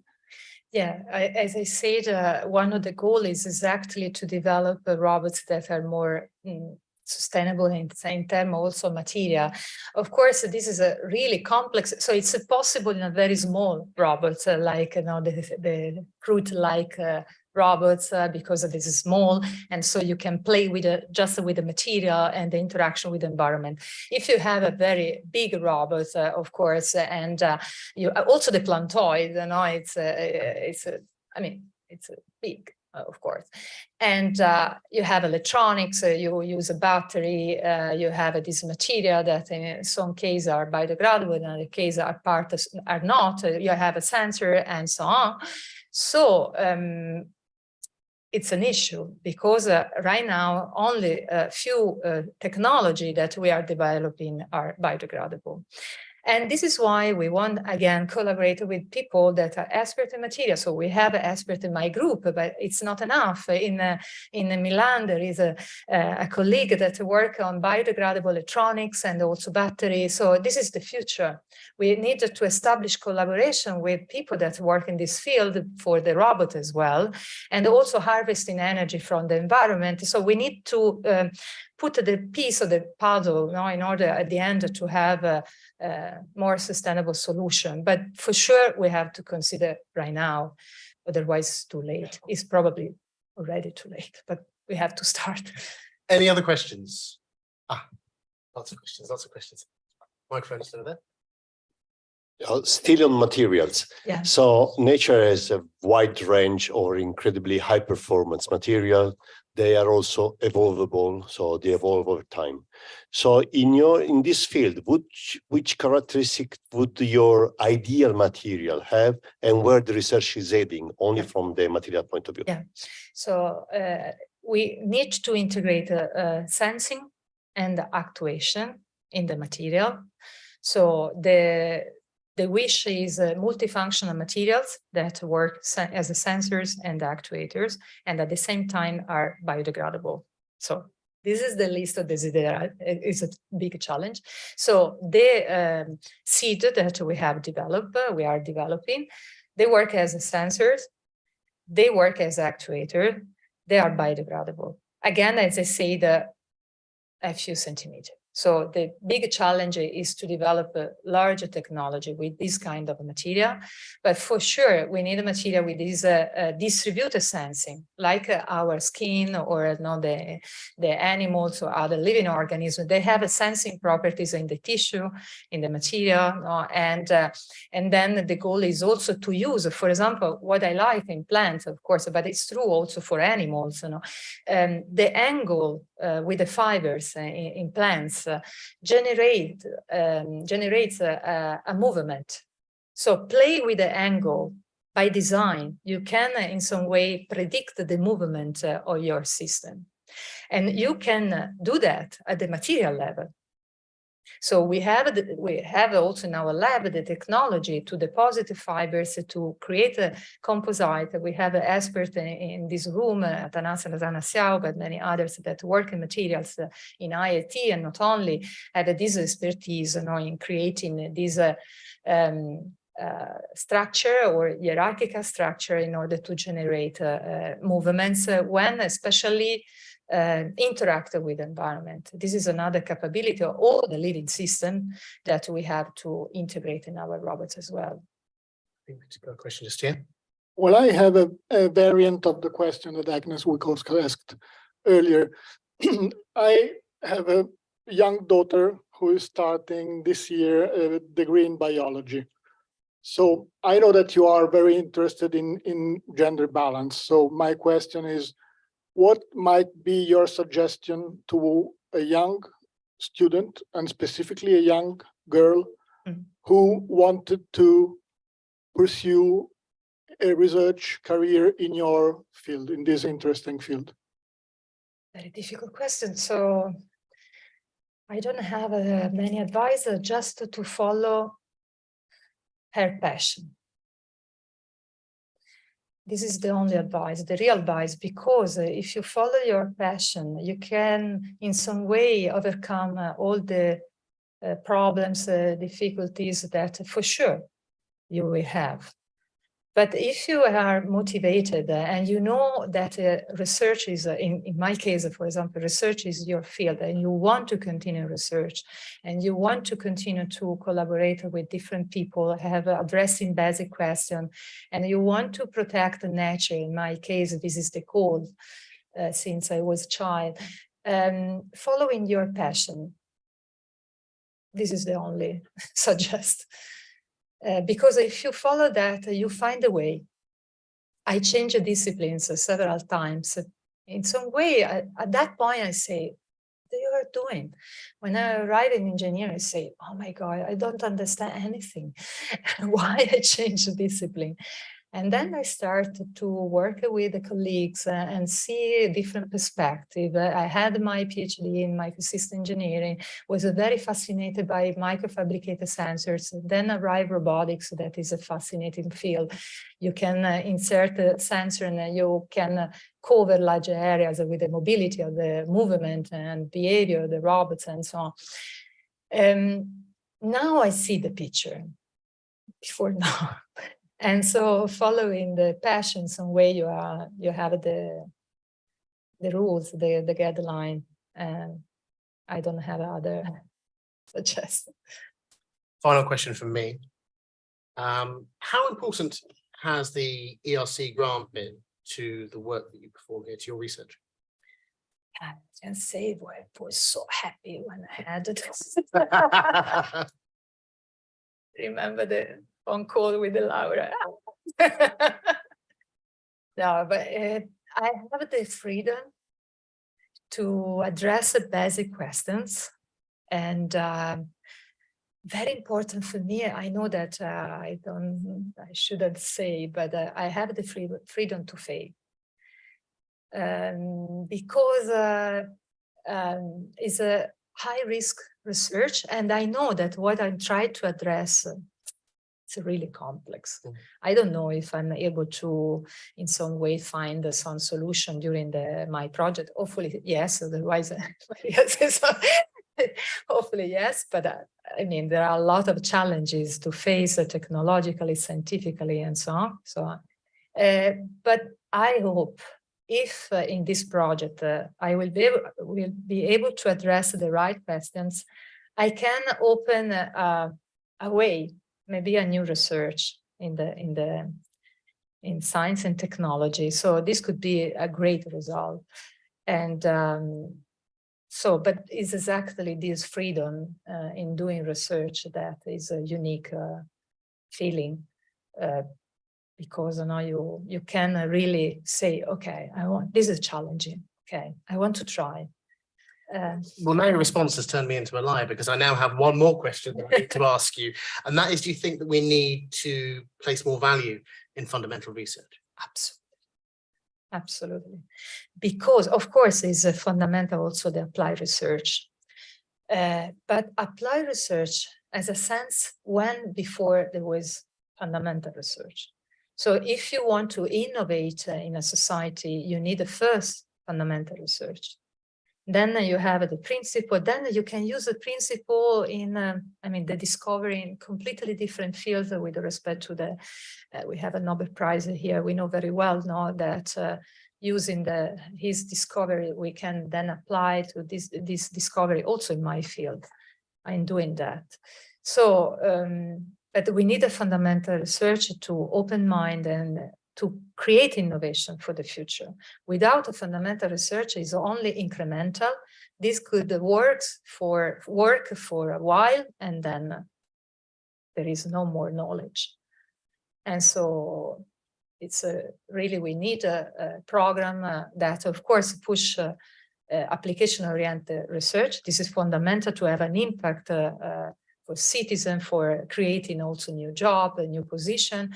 But at the same time, we need more programs, also the European level, that push basic research, fundamental research. And with that, I think we're going to break. I would like to thank our audience. I'd like to thank you all for your tremendous questions. And I'd like to thank Professor Barbara Mazzoli. That was an incredible presentation. Thank you very much. so much. Thanks for that.